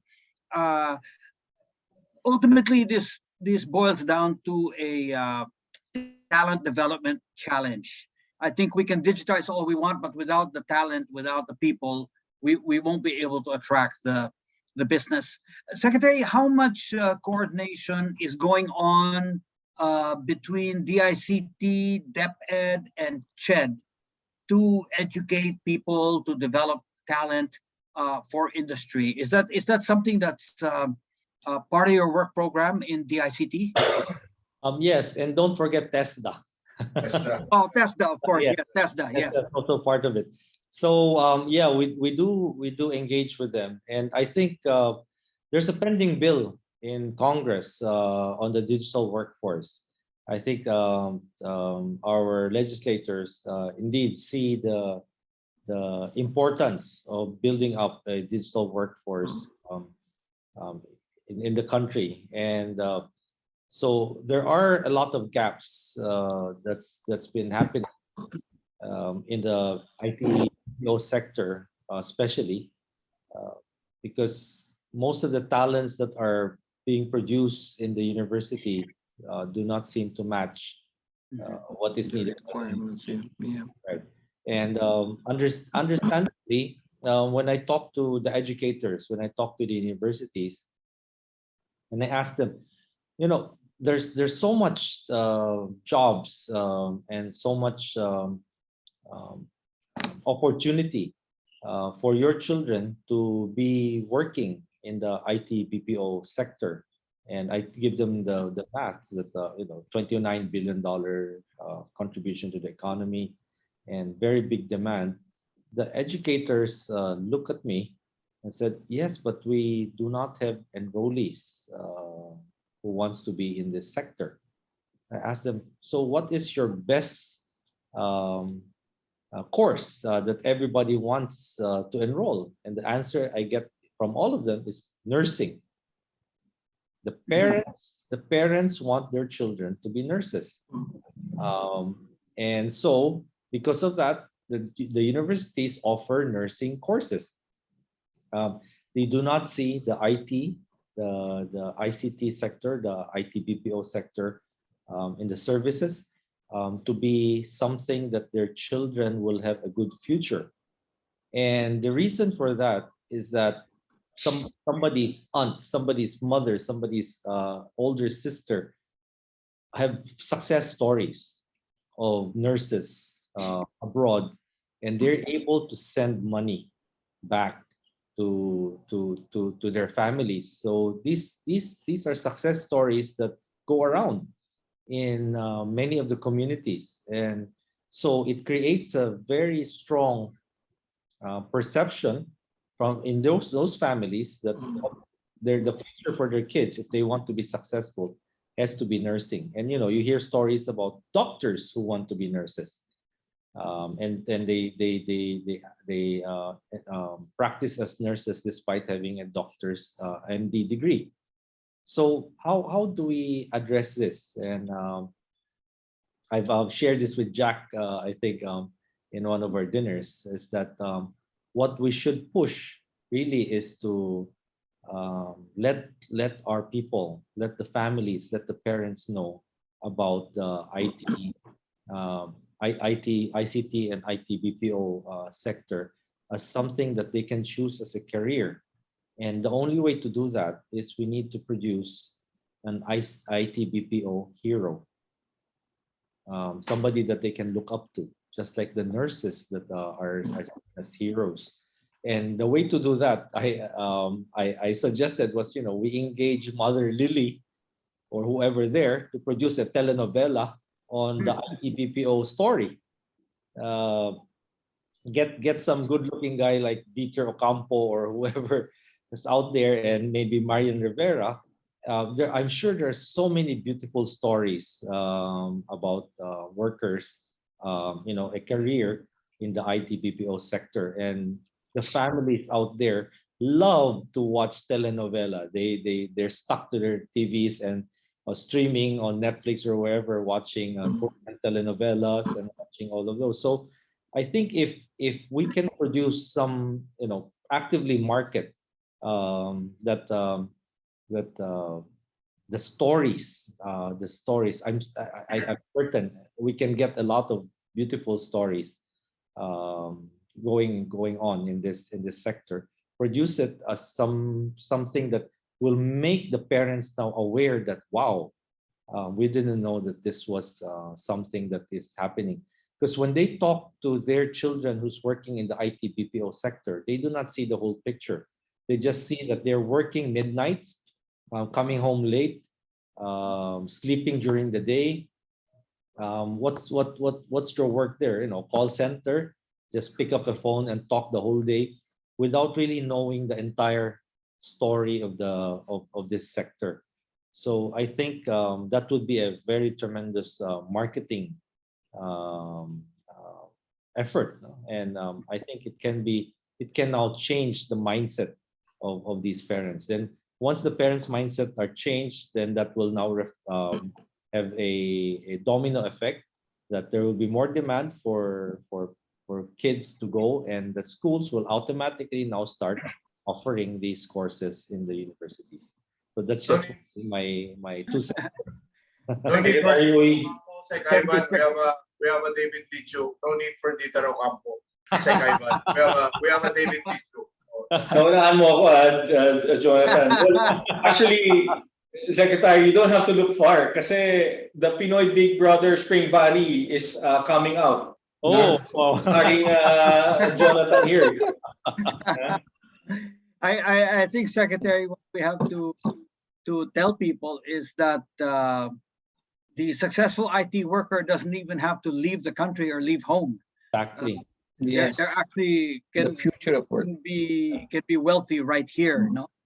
So anyway, so thank you very much, Secretary, and all the speakers for joining us today. Maybe before we close, I'm going to ask you all to turn on your video so we can have a photograph, and I'll ask one of the staff to set up the photograph, please, for this. So maybe let's do the traditional photograph for everyone. If you could turn on your videos, including including the staff. I see some DICT staff and others on board. So let's turn it on and get the pictures done. Michan, is someone going to count us down? I'll count na lang, sir. Okay. Wait lang, sir. 1, 2, 3. Okay, one more. 1, 2, 3. Okay, lumalabas yung emoji. Okay, thank you. Thank you very much. First of all, I want to thank our speakers spending the afternoon with us. Secretary Ivan Uy of the ICT, Jack Madrid of IBPAP, David Lichu of Lichu Property Consultants, Jonathan Zuriaga for Spring Valley, Mayor Nico Yulo for Bago City, and Manny Estrada for Globe Telecom. I also thank the audience for staying with us this afternoon. There is an evaluation form when you exit the Zoom program, and if you are on Facebook, just take a picture of the QR code on your screen to answer the evaluation form, get your certificates if you need one. We appreciate your feedback. In the meantime, let me invite you to our next lab, and this one is an interesting one. It's going to be on GovTech Accelerator in partnership with the Embassy of New Zealand. Yeah, so this accelerator program is designed to help develop applications and solutions for GovTech, and it's primarily targeted at LGUs, of course, as well as national government agencies, but LGUs will find this quite interesting. So we'll be back on August 3rd, Wednesday, for this particular GovTech Accelerator. But again, on behalf of League of Cities of the Philippines and Globe Telecom, on behalf of Livable Cities, thank you very much to all our speakers and all the audience for joining us today. We look forward to seeing you at our next Livable Cities Lab. Thank you and good day. Thank you. Thank you. Thanks, everybody. Thank you very much. Thank you very much. Yeah, thank you, guys. Thank you. Mayor Nico, thanks. Secretary Ivan. Thank you.